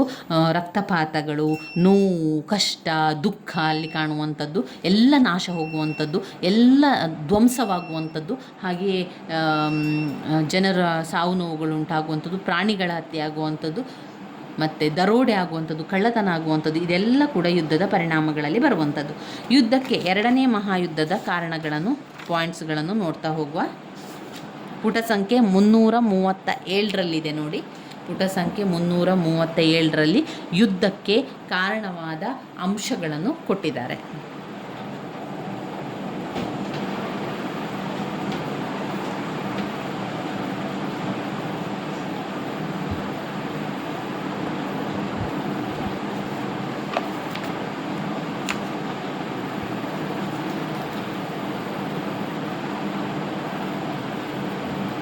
ಎರಡನೆಯ ಮಹಾಯುದ್ಧಕ್ಕೆ ಕಾರಣವಾದಂತಹ ಅಂಶಗಳನ್ನು ನೋಡ್ತಾ ಹೋಗುವ. ಪಾಯಿಂಟ್ಸ್ಗಳು: ವಸಾಹತುಗಳನ್ನು ಗಳಿಸುವ ಬಯಕೆ. ಪಾಯಿಂಟ್ ನಂಬರ್ 1, ವಸಾಹತುಗಳನ್ನು ಗಳಿಸುವ ಬಯಕೆ. 2, ರಾಷ್ಟ್ರೀಯತೆ ಮತ್ತು ಅಲ್ಪಸಂಖ್ಯಾತರು. ರಾಷ್ಟ್ರೀಯತೆ ಮತ್ತು ಅಲ್ಪಸಂಖ್ಯಾತರು. 3, ಸಂಯುಕ್ತ ರಾಷ್ಟ್ರ ಸಂಘದ ವಿಫಲತೆ. ಸಂಯುಕ್ತ ರಾಷ್ಟ್ರ ಸಂಘದ ವಿಫಲತೆ.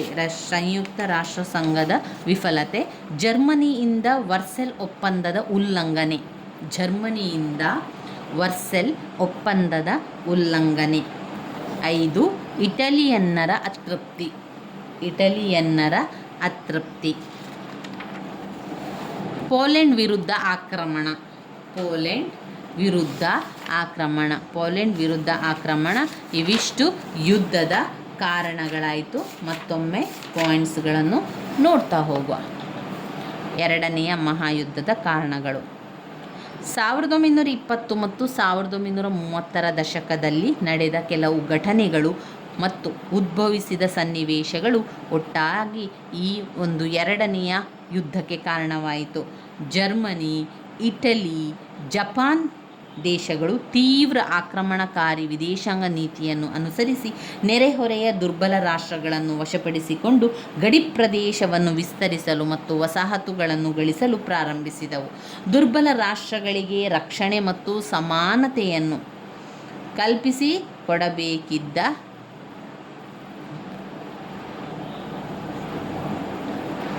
ರಾಷ್ಟ್ರಸಂಘ ಅನೇಕ ಕಾರಣಗಳಿಂದಾಗಿ ನಿಷ್ಕ್ರಿಯವಾಯಿತು.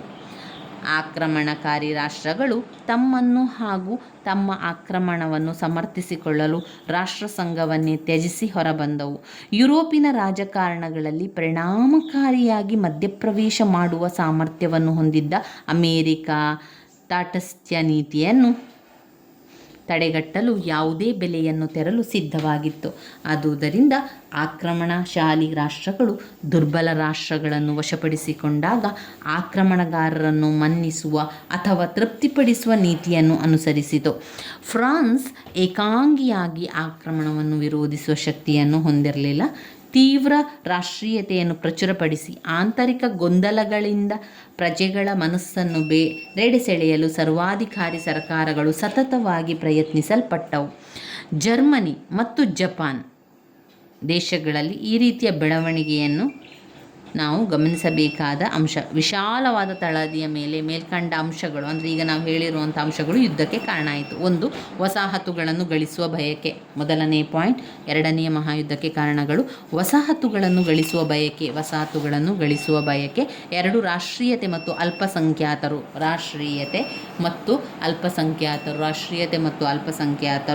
ಮೂರು, ಸಂಯುಕ್ತ ರಾಷ್ಟ್ರ ಸಂಘದ ವಿಫಲತೆ. ನಾಲ್ಕು, ಜರ್ಮನಿಯಿಂದ ವರ್ಸೆಲ್ ಒಪ್ಪಂದದ ಉಲ್ಲಂಘನೆ. ಐದು, ಇಟಾಲಿಯನ್ನರ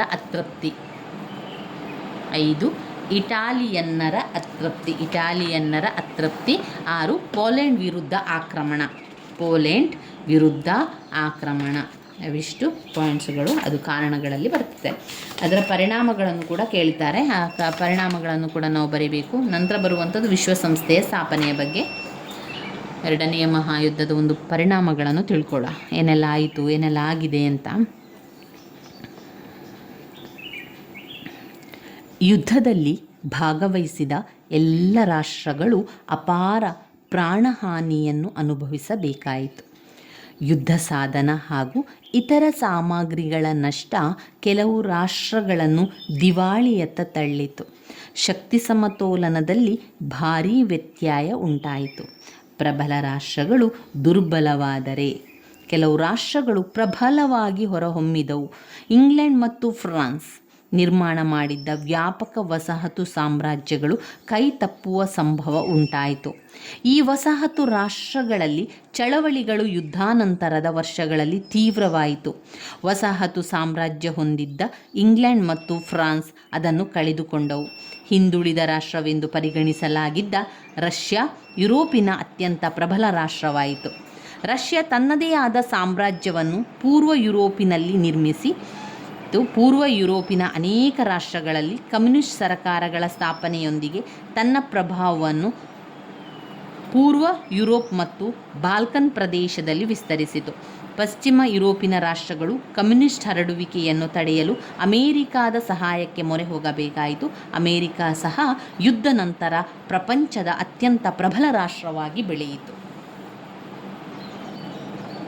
ಯುದ್ಧ ಮುಕ್ತಾಯವಾಗುವ ಹಂತದಲ್ಲಿ ಪ್ರಬಲ ಮೂರು ರಾಷ್ಟ್ರಗಳಾದ ಅಮೆರಿಕ, ಇಂಗ್ಲೆಂಡ್ ಮತ್ತು ರಷ್ಯಾದ ನಾಯಕರು, ಅಂದರೆ Franklin Roosevelt, Winston Churchill, Joseph Stalin ಅನೇಕ ಶೃಂಗಸಭೆಗಳಲ್ಲಿ ಮುಂದೆ ಯುದ್ಧವನ್ನು ತಡೆಗಟ್ಟುವ ದೃಷ್ಟಿಯಿಂದ ಅಂತಾರಾಷ್ಟ್ರೀಯ ಸಂಘಟನೆಯೊಂದನ್ನು ಸ್ಥಾಪಿಸಲು ಸಹಮತ ತೋರಿದ್ದವು.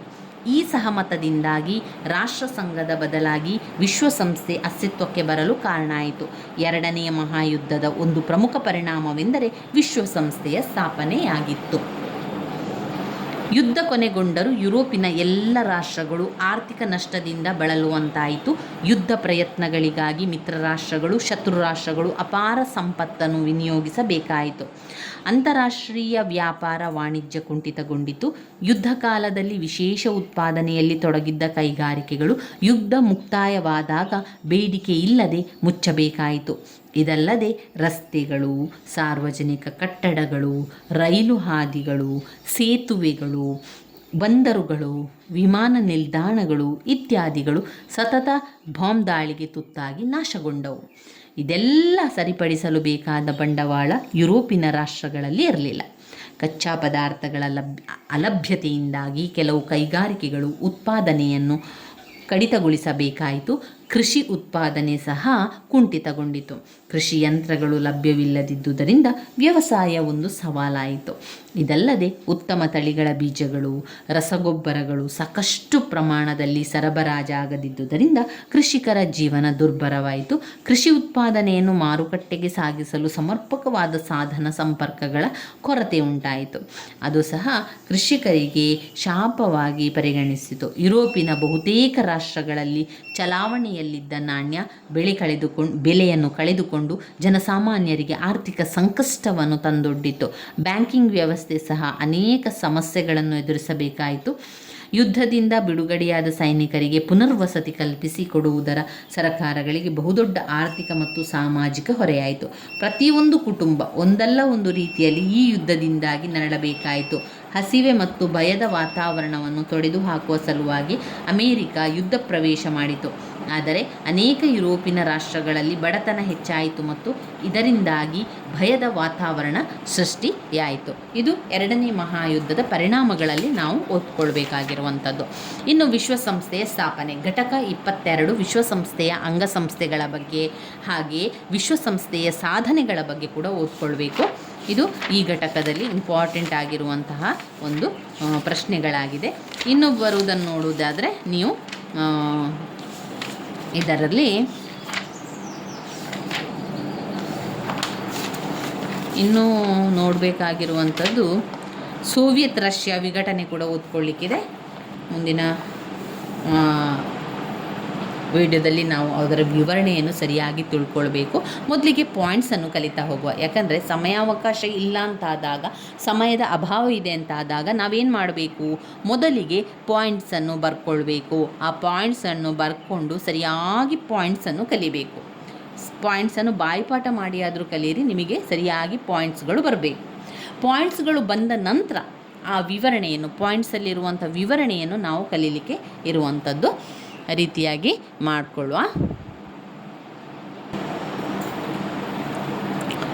ಘಟಕ 22 ವಿಶ್ವಸಂಸ್ಥೆಯ ಸ್ಥಾಪನೆ. ಇದರಲ್ಲಿ ಬಂದಿರುವಂಥ ಮುಖ್ಯವಾದ ಪ್ರಶ್ನೆಗಳು ವಿಶ್ವಸಂಸ್ಥೆಯ ಅಂಗಸಂಸ್ಥೆಗಳ ರಚನೆ ಹಾಗೂ ವಿಶ್ವಸಂಸ್ಥೆಯ ಸಾಧನೆಗಳನ್ನು ಕೇಳಿದ್ದಾರೆ. ವಿಶ್ವಸಂಸ್ಥೆಯ ಅಂಗಸಂಸ್ಥೆಗಳ ರಚನೆಗಳು ಸಾಮಾನ್ಯ ಸಭೆ, ಭದ್ರತಾ ಸಮಿತಿ, ಆರ್ಥಿಕ ಮತ್ತು ಸಾಮಾಜಿಕ ಸಮಿತಿ, ಧರ್ಮದರ್ಶಿ ಮಂಡಳಿ, ಕಾರ್ಯಾಲಯ. ಇನ್ನು ವಿಶ್ವಸಂಸ್ಥೆಯ ಸಾಧನೆಗಳು ಒಂದು ರಾಜಕೀಯ ಸಾಧನೆಗಳು ಮತ್ತು ರಾಜಕೀಯೇತರ ಸಾಧನೆಗಳನ್ನು ಕಾಣಬಹುದು.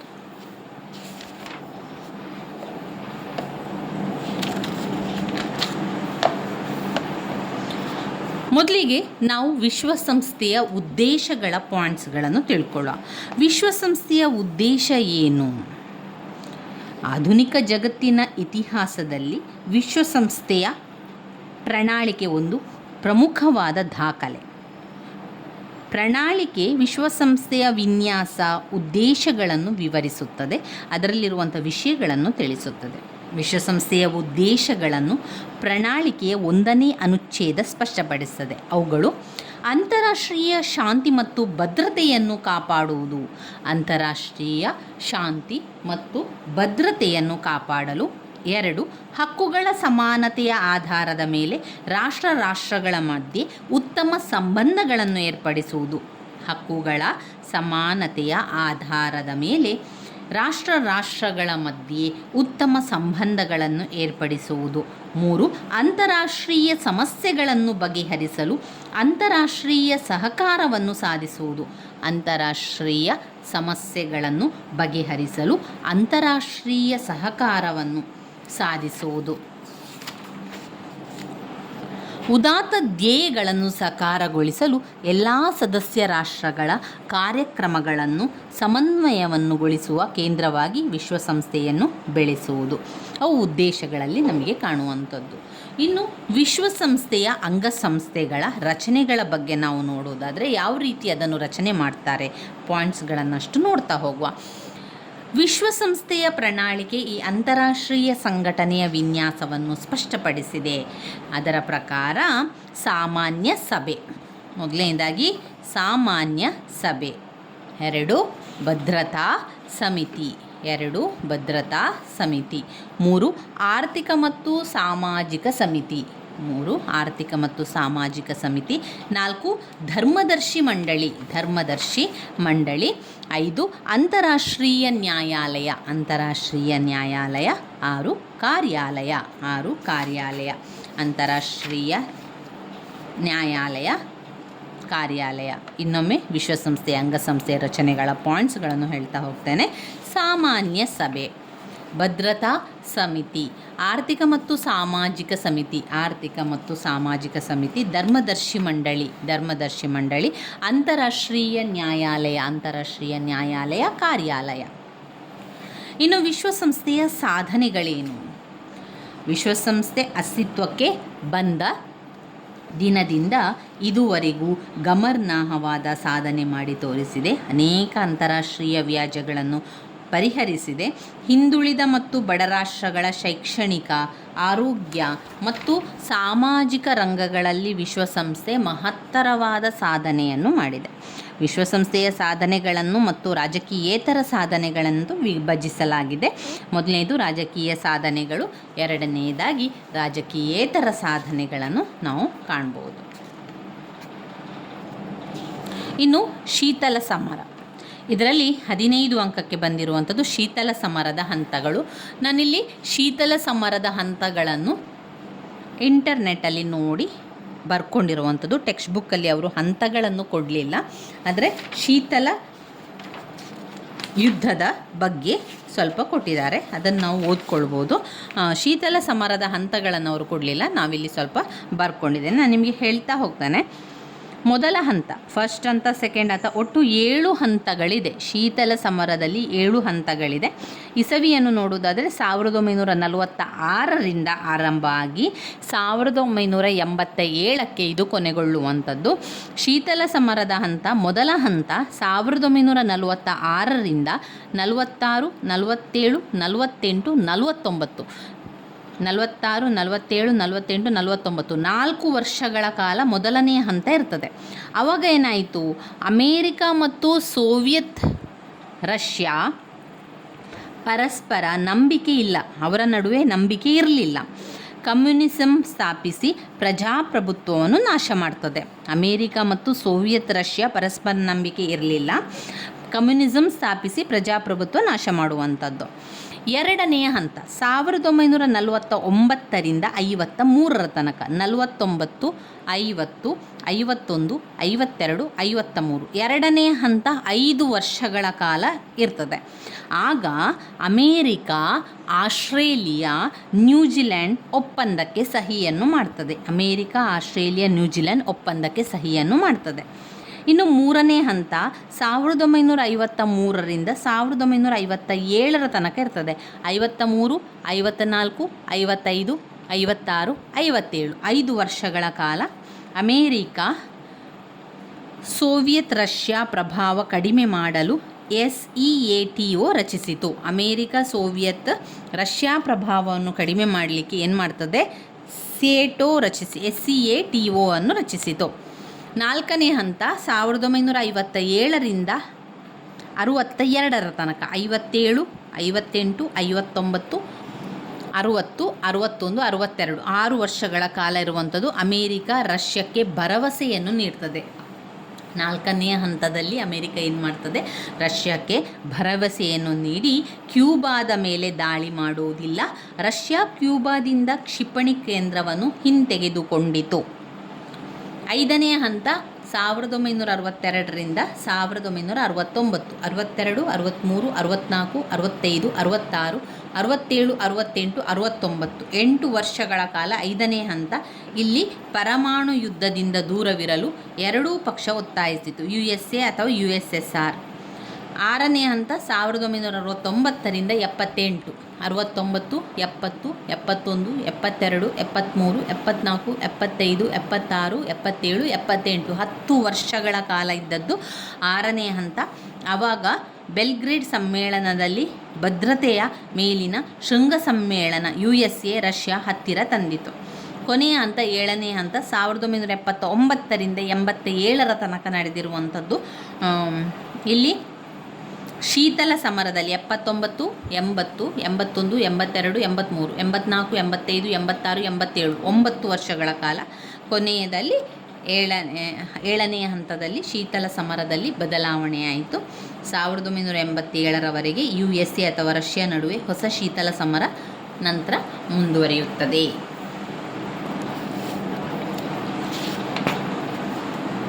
ಶೀತಲ ಯುದ್ಧದ ಬಗ್ಗೆ ಒಂದು ಸ್ವಲ್ಪ ತಿಳ್ಕೊಳ್ಳುವ, ಏನು ಎಂತ ಯಾವ ವಿಚಾರ ಅಂತ.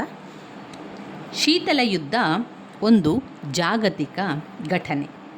ಎರಡನೆಯ ಮಹಾಯುದ್ಧದ ನಂತರದ 50 ವರ್ಷಗಳನ್ನು ಶೀತಲ ಯುಗ ಮತ್ತು ಶೀತಲ ಯುದ್ಧದ ಇತಿಹಾಸವೆಂದು ಬಣ್ಣಿಸಲಾಗುತ್ತದೆ. 1960ರ ದಶಕದಲ್ಲಿ ಈ ಶೀತಲ ಯುದ್ಧ ತನ್ನ ಪರಾಕಾಷ್ಠೆಯನ್ನು ತಲುಪಿತು. ಯುರೋಪಿನಲ್ಲಿ ಶಸ್ತ್ರಾಸ್ತ್ರಗಳಿಲ್ಲದ ಈ ಶೀತಲ ಯುದ್ಧ ತನ್ನ ಪರಾಕಾಷ್ಠೆಯನ್ನು ತಲುಪಿತು. ಶಸ್ತ್ರಾಸ್ತ್ರಗಳಿಲ್ಲದೆ ಆದಂಥದ್ದು. ಯುರೋಪಿನಲ್ಲಿ ಶಸ್ತ್ರಾಸ್ತ್ರಗಳಿಲ್ಲದ ಈ ಶೀತಲ ಯುದ್ಧ ಅಂದರೆ ಏನು? ಶೀತಲ ಯುದ್ಧ ಅಂತ ಹೇಳಿದರೆ ಶಸ್ತ್ರಾಸ್ತ್ರಗಳಿಲ್ಲದೆ ಯುದ್ಧವನ್ನು ಮಾಡುವಂಥದ್ದು ಶೀತಲ ಯುದ್ಧ. ಯುರೋಪಿನಲ್ಲಿ ಶಸ್ತ್ರಾಸ್ತ್ರಗಳಿಲ್ಲದ ಈ ಶೀತಲ ಯುದ್ಧ ಏಷ್ಯಾದಲ್ಲಿ ಶಸ್ತ್ರಾಸ್ತ್ರಗಳ ಪ್ರಯೋಗದಿಂದ ಕೂಡಿದ ಬಿಸಿ ಯುದ್ಧವಾಯಿತು. ಕೊರಿಯಾದಲ್ಲಿ ಸೋವಿಯತ್ ರಷ್ಯಾ ಮತ್ತು ಅಮೆರಿಕ ಪರೋಕ್ಷವಾಗಿ ಯುದ್ಧದಲ್ಲಿ ತೊಡಗಿದವು. ಉತ್ತರ ಕೊರಿಯಾ ಮತ್ತು ದಕ್ಷಿಣ ಕೊರಿಯಾಕ್ಕೆ ಸೈನಿಕ ಸಹಾಯ ಮಾಡುವ ಮೂಲಕ ಈ ಎರಡೂ ರಾಷ್ಟ್ರಗಳು ಕ್ರಮವಾಗಿ ಪರೋಕ್ಷವಾಗಿ ಯುದ್ಧದಲ್ಲಿ ಭಾಗಿಯಾದವು. ಉತ್ತರ ಕೊರಿಯಾದ ಕಮ್ಯುನಿಸ್ಟ್ ಸರ್ಕಾರ ದಕ್ಷಿಣ ಕೊರಿಯಾದ ಪ್ರಜಾಪ್ರಭುತ್ವ ಸರ್ಕಾರ ಉರುಳಿಸುವುದು ಅಮೆರಿಕಕ್ಕೆ ಸಹ್ಯವಾಗಲಿಲ್ಲ. ವಿಯೆಟ್ನಾಂನಲ್ಲಿ ಅಮೆರಿಕ ನೇರವಾಗಿ ಉತ್ತರ ವಿಯೆಟ್ನಾಂ ವಿರುದ್ಧ ದಕ್ಷಿಣ ವಿಯೆಟ್ನಾಂ ಪರವಾಗಿ ಮತ್ತೊಮ್ಮೆ ಕಮ್ಯುನಿಸ್ಟ್ ಪ್ರಸರಣವನ್ನು ತಡೆಯಲು ಯುದ್ಧದಲ್ಲಿ ಭಾಗಿಯಾಯಿತು. ಎರಡೂ ಶಕ್ತಿ ಬಣಗಳು ಸೈನಿಕ ಕೂಟಗಳನ್ನು ರಚಿಸಿಕೊಂಡು ಆ ಮೂಲಕ ಶೀತಲ ಯುದ್ಧವನ್ನು ಹಬ್ಬಿಸಿದವು.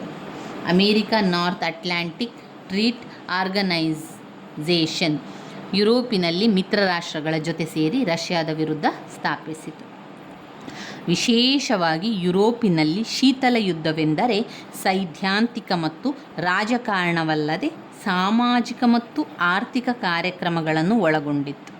ಅಮೆರಿಕ ಮತ್ತು ರಷ್ಯಾ ತಮ್ಮ ಹಿಂಬಾಲಕ ದೇಶಗಳಲ್ಲಿ ಈ ರೀತಿಯ ಕಾರ್ಯಕ್ರಮಗಳನ್ನು ಹಮ್ಮಿಕೊಂಡಿದ್ದವು. ಅಮೆರಿಕ ಯುರೋಪಿನ ರಾಷ್ಟ್ರಗಳಲ್ಲಿ ಕಮ್ಯುನಿಸಂ ಹಬ್ಬುವಿಕೆಯನ್ನು ತಡೆಯಲು ಅಪಾರ ಹಣವನ್ನು ಆರ್ಥಿಕ ಮತ್ತು ಸಾಮಾಜಿಕ ಕಾರ್ಯಕ್ರಮಗಳಲ್ಲಿ ತೊಡಗಿಸಿತು. ಸ್ಥೂಲವಾಗಿ ಹೇಳುವುದಾದರೆ ಶೀತಲ ಯುದ್ಧ ಕೇವಲ ಯುರೋಪಿಗೆ ಮಾತ್ರ ಸೀಮಿತವಾಗಿರದೆ ಇತರ ಖಂಡಗಳಲ್ಲೂ ಕೂಡ ಅದು ಸ್ಥಾಪಿಸಿತು.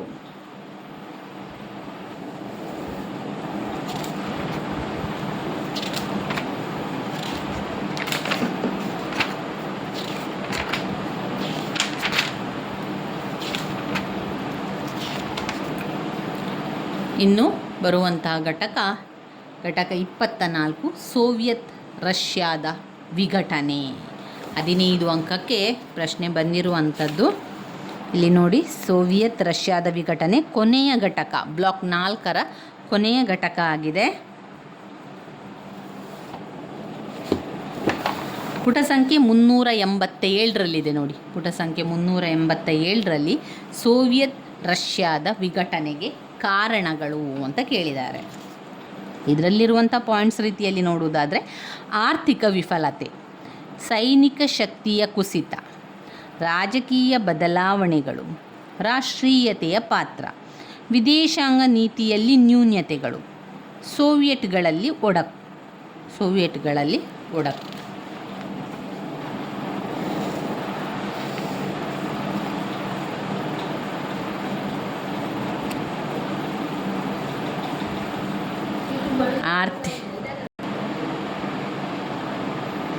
ಸೋವಿಯತ್ ರಷ್ಯಾದ ವಿಘಟನೆಯ ಕಾರಣಗಳನ್ನು ತಿಳ್ಕೊಳ್ಳೋ. 1, ಆರ್ಥಿಕ ವಿಫಲತೆ ಆಗಿರುವಂಥದ್ದು ಕಾರಣ ಆಯಿತು. 2, ಸೈನಿಕ ಶಕ್ತಿಯ ಕುಸಿತ.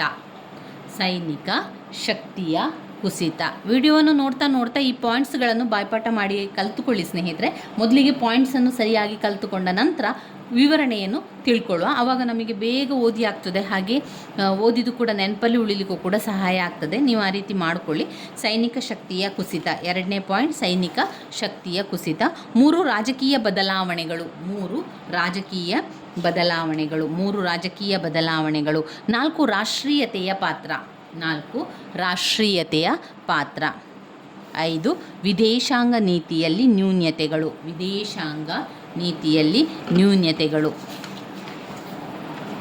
6, ಸೋವಿಯತ್ಗಳಲ್ಲಿ ಒಡಕು. ಅವಿಷ್ಟು ಪಾಯಿಂಟ್ಸ್ಗಳು ಬರ್ತದೆ.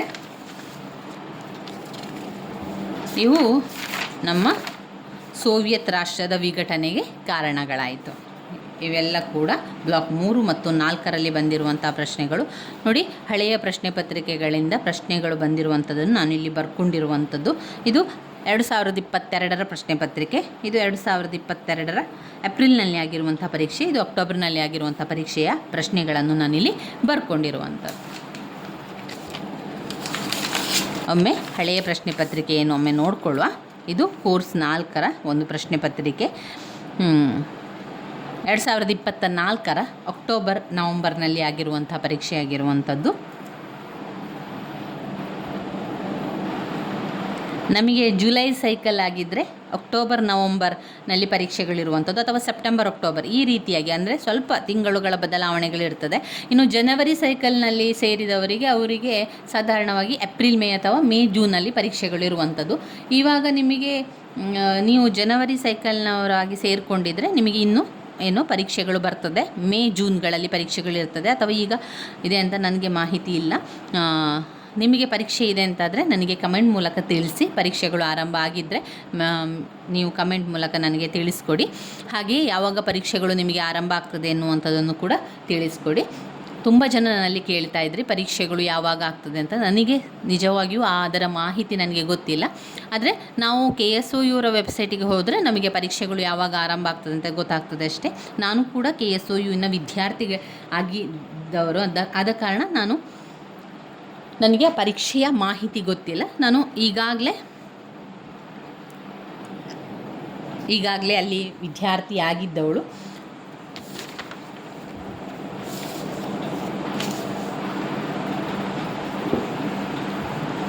ಹಳೆಯ ಪ್ರಶ್ನೆ ಪತ್ರಿಕೆಯನ್ನೊಮ್ಮೆ ನೋಡ್ಕೊಳ್ಳಿ. ವಿಭಾಗ ಎ,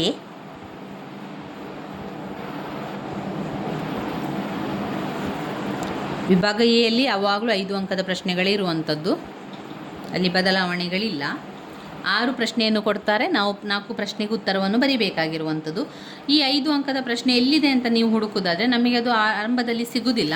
ಈಗ ಈ ರೀತಿ ಚಿಕ್ಕದಾಗಿ ಕೊಟ್ಟಿರ್ತಾರೆ ನೋಡಿ, ಅಲ್ಲೇ ಆ ಪ್ರಶ್ನೆಗಳಿರ್ತದೆ. ನಾವು ಟೆಕ್ಸ್ಟ್ ಬುಕ್ಕಲ್ಲಿ ನೋಡ್ತಾ ಹುಡುಕಬೇಕಾಗ್ತದೆ. ಕೆಲವು ಇಲ್ಲದಿರುವಂಥದ್ದು ನಮ್ಮ ಟೆಕ್ಸ್ಟ್ ಬುಕ್ಕಲ್ಲಿ ಆ ಪ್ರಶ್ನೆ ಇಲ್ಲ ಅಂತಂದರೆ ನಾವೇನು ಮಾಡಬೇಕು, ಗೂಗಲಲ್ಲಿ ಸರ್ಚ್ ಮಾಡಿ ನೋಡಿಕೊಂಡು, ಇಂಟರ್ನೆಟಲ್ಲಿ ನೋಡಿಕೊಂಡು ಅದಕ್ಕೆ ಸ್ವಲ್ಪ ಆನ್ಸರನ್ನು ತಿಳ್ಕೊಳ್ಳಿ ಸ್ನೇಹಿತರೆ. 5 ಅಂಕದ ಪ್ರಶ್ನೆಗೆ ನಾವು ಹೆಚ್ಚು ಚಿಂತೆಯನ್ನು ಮಾಡಿಕೊಳ್ಳೋದು ಬೇಡ. 10 ಅಂಕದ್ದು ಮತ್ತು 15 ಅಂಕಕ್ಕೆ ಹೆಚ್ಚಾಗಿ ಓದ್ಕೊಳ್ಬೇಕು. ಇನ್ನು 5 ಅಂಕದ ಪ್ರಶ್ನೆಗಳಿಗೆ ನೀವೇನು ಮಾಡಿ, ಟೆಕ್ಸ್ಟ್ ಬುಕ್ಕಲ್ಲಿದ್ದರೆ ಅದರಲ್ಲಿ ನೋಡಿಕೊಂಡು ಓದ್ಕೊಳ್ಳಿ. ಇಲ್ಲ ಅಂತ ಆದರೆ ನೀವು ಗೂಗಲಲ್ಲಿ ಅದನ್ನು ಹಾಕಿ, ಈಗ ವೋಲ್ಟೇರ್ ಅಂತ ಹಾಕಿ ಅದರ ಬಗ್ಗೆ ನಿಮಗೆ ಅಲ್ಲಿ ಅವರು ಸಂಪೂರ್ಣವಾಗಿ ಸುಲಭದ ಒಂದು ವಿವರಣೆಯನ್ನು ಕೊಡ್ತಾರೆ. ಅಷ್ಟನ್ನು ಗೊತ್ತಿದ್ದರೆ ಸಾಕು. ಒಂದು 4 ಪಾಯಿಂಟ್ಸ್ ನಿಮ್ಮಲ್ಲಿದೆ ಅಂತ ಆದರೆ 5 ಅಂಕದ ಪ್ರಶ್ನೆ ಬರೀಲಿಕ್ಕೆ ಏನೂ ಕಷ್ಟ ಇಲ್ಲ. 1-1.5 ಪುಟದಷ್ಟು ಉತ್ತರವನ್ನು ಬರೆದ್ರೆ ಆಯಿತು ನೀವು. ವೋಲ್ಟೇರ್, ಆಸ್ಟ್ರಿಯನ್ ಒಪ್ಪಂದ, ಕರ್ಫ್ಯೂ ಬಿಕ್ಕಟ್ಟು, JM ಕೇನ್ಸ್, ಸೈಂಟ್ ಸೈಮನ್, ಫ್ರೆಂಚರ ರಿವ್ಯಾಂಜ್ ಚಳುವಳಿ. ಇನ್ನು ಮತ್ತೊಂದು ನಾನು ನಿಮಗೆ ಹೇಳ್ತಾ ಇರುವಂಥದ್ದು, ಎಲ್ಲ ಪ್ರಶ್ನೆ ಕೂಡ ಉತ್ತರವನ್ನು ಬರೆದು ಬನ್ನಿ. ಸ್ಕಿಪ್ ಮಾಡಬೇಡಿ, ಬರೆಯದೇ ಬರಬೇಡಿ. ಗೊತ್ತಿಲ್ಲ ಅಂತಾದರೂ ಪರವಾಗಿಲ್ಲ, ನಿಮಗೆ ಸ್ವಲ್ಪ ಅದರ ಮಾಹಿತಿ ಗೊತ್ತಿದ್ದರೂ ಕೂಡ ಬರೀರಿ, ಅಥವಾ ನಿಮಗೆ ಗೊತ್ತಿರುವ ರೀತಿಯಲ್ಲಿ ಆದರೂ ಬರೀರಿ. ಒಟ್ಟಿನಲ್ಲಿ ಬರೆದು ಬನ್ನಿ. ಎಲ್ಲ ಪ್ರಶ್ನೆ ಕೂಡ ಉತ್ತರವನ್ನು ಬರೆದು ಬನ್ನಿ ಸ್ನೇಹಿತರೆ, ಬಿಟ್ಟು ಬರಬೇಡಿ. 10 ಅಂಕದ ಪ್ರಶ್ನೆಗಳನ್ನು ನೋಡ್ಕೊಳ್ಳಿ. ನೆಪೋಲಿಯನ್ ಬೊನಪಾರ್ಟೆಯ ಸುಧಾರಣೆಗಳು, ವೆರಿ ಇಂಪಾರ್ಟೆಂಟ್ ಆಗಿರುವಂಥ ಒಂದು ಪ್ರಶ್ನೆ. ನೆಪೋಲಿಯನ್ ಬೊನಪಾರ್ಟೆ ಸುಧಾರಣೆಗಳು ಮತ್ತು ಅವರ ಅವನತಿ ಇದೆ, ಎರಡೂ ಕೂಡ ಓದ್ಕೊಳ್ಬೇಕು. ಕ್ರಿಮಿಯಾ ಯುದ್ಧದ ಕಾರಣ ಮತ್ತು ಪರಿಣಾಮಗಳನ್ನು ವಿವರಿಸಿ. ಇಟಲಿಯ ಏಕೀಕರಣಕ್ಕೆ ಮ್ಯಾಜಿನಿಯವರ ಕೊಡುಗೆಗಳನ್ನು ನಿರೂಪಿಸಿ. 2ನೇ ಮಹಾಯುದ್ಧಕ್ಕೆ ಕಾರಣವಾದ ಅಂಶಗಳನ್ನು ಚರ್ಚಿಸಿ. 1871ರ ನಂತರದ ವರ್ಷಗಳಲ್ಲಿ ಜರ್ಮನಿಯಲ್ಲಾದ ಭೌತಿಕ ಪ್ರಗತಿಯನ್ನು ಕುರಿತು ಬರೆಯಿರಿ. ವಿಭಾಗ ಸಿ, 15 ಅಂಕದ ಪ್ರಶ್ನೆ. ಶೀತಲ ಯುದ್ಧದ ಮುಖ್ಯ ಹಂತಗಳನ್ನು ಪರಿಶೀಲಿಸಿ. ಬರ್ಲಿನ್ ಸಮಾವೇಶಕ್ಕೆ ಕಾರಣವಾದ ಘಟನೆಗಳನ್ನು ಚಿತ್ರಿಸಿ. ಪುನರುಜ್ಜೀವನದ ಕಾರಣಗಳನ್ನು ಚರ್ಚಿಸಿ. ವಿಯೆನ್ನಾ ಕಾಂಗ್ರೆಸ್ನಲ್ಲಿ ಮೆಟರ್ನಿಕ್ನ ಪಾತ್ರವನ್ನು ವಿವರಿಸಿ. ಇವಿಷ್ಟು 15 ಅಂಕಕ್ಕೆ ಬಂದಿರುವಂತಹ ಪ್ರಶ್ನೆಗಳು.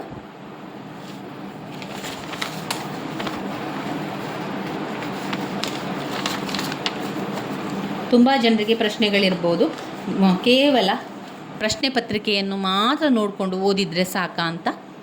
ಇಲ್ಲ, ಖಂಡಿತವಾಗಿಯೂ ಕೇವಲ ಪ್ರಶ್ನೆ ಪತ್ರಿಕೆಯನ್ನು ಮಾತ್ರ ನೋಡಿಕೊಂಡು ಓದುವಂಥದ್ದಲ್ಲ. ನಾನು ನಿಮಗೆ ತಿಳಿಸುವಂಥದ್ದು ಏನು ಅಂದರೆ, ಸಮಯ ಇಲ್ಲದಿದ್ದಾಗ, ಸಮಯ ತುಂಬಾ ಇಂಪಾರ್ಟೆಂಟ್ ಆಗಿರ್ತದೆ. ನಮಗೆ ಆ ಓದಲಿಕ್ಕೆ ಸಮಯ ಇಲ್ಲ ಅಂತಾದಾಗ ನಾವು ಇಂಪಾರ್ಟೆಂಟ್ ಆಗಿರುವಂತಹ ಪ್ರಶ್ನೆಗಳನ್ನು ಮೊದಲಿಗೆ ಓದ್ಕೊಂಡು ನಂತರ ಉಳಿದಿರುವ ಪ್ರಶ್ನೆಗಳಿಗೆ ಓದ್ಕೊಳ್ಬೇಕು. ಆದ್ದರಿಂದ ನಮಗೆ ಹಳೆಯ ಪ್ರಶ್ನೆ ಪತ್ರಿಕೆ ಬೇಕು ಎನ್ನುವಂಥದ್ದನ್ನು ನಾನು ಹೇಳುವಂಥದ್ದು. ಹಳೆಯ ಪ್ರಶ್ನೆ ಪತ್ರಿಕೆಯಲ್ಲಿ ಬಂದಿರುವಂತಹ ಪ್ರಶ್ನೆಗಳು ಎಲ್ಲ ಪ್ರಶ್ನೆಗಳು ಕೂಡ ಇಂಪಾರ್ಟೆಂಟ್ ಅಲ್ಲ. ಕೆಲವೊಂದು ಪ್ರಶ್ನೆಗಳು ವೆರಿ ವೆರಿ ಇಂಪಾರ್ಟೆಂಟ್. ಯಾಕೆ ಅಂತ ಹೇಳಿದರೆ, ಕೆಲವೊಂದು ಪ್ರಶ್ನೆಗಳನ್ನು ನೀವು ನೋಡಿಕೊಂಡ್ರೆ ಪದೇ ಪದೇ ರಿಪೀಟಾಗಿ ಕೊಟ್ಟಿರುವಂತಹ ಪ್ರಶ್ನೆಗಳಿರ್ತದೆ. ಪ್ರತಿ ಬಾರಿ ವರ್ಷ ಕೊಡುವಂಥ ಪ್ರಶ್ನೆಗಳು ಅಂತ ಇರ್ತದೆ. ಅಥವಾ ಕೆಲವೊಂದು ಪ್ರಶ್ನೆಯನ್ನು 1 ವರ್ಷ ಬಿಟ್ಟು 1 ವರ್ಷ ಅಂತ ಕೊಡ್ತಾರೆ. ಅದೆಲ್ಲ ಕೂಡ ರಿಪೀಟಾಗಿ ಬಂದಿರುವಂಥ ಪ್ರಶ್ನೆಗಳಾಗಿರೋದ್ರಿಂದ ನಾವು 3 ವರ್ಷದ ಪ್ರಶ್ನೆ ಪತ್ರಿಕೆಗಳನ್ನು ಇಟ್ಕೊಂಡು ಗುರುತನ್ನು ಹಾಕ್ಕೊಳ್ಬೇಕು. 3 ವರ್ಷದ ಪ್ರಶ್ನೆ ಪತ್ರಿಕೆಗಳನ್ನು ನೋಡಿಕೊಂಡು ಓದ್ಕೊಳ್ತಾ ಇದ್ದರೆ ನಿಮಗೆ ಸಂಪೂರ್ಣವಾಗಿ ಪುಸ್ತಕಗಳನ್ನು ಕವರ್ ಮಾಡಲಿಕ್ಕೆ ಸಾಧ್ಯ ಆಗ್ತದೆ.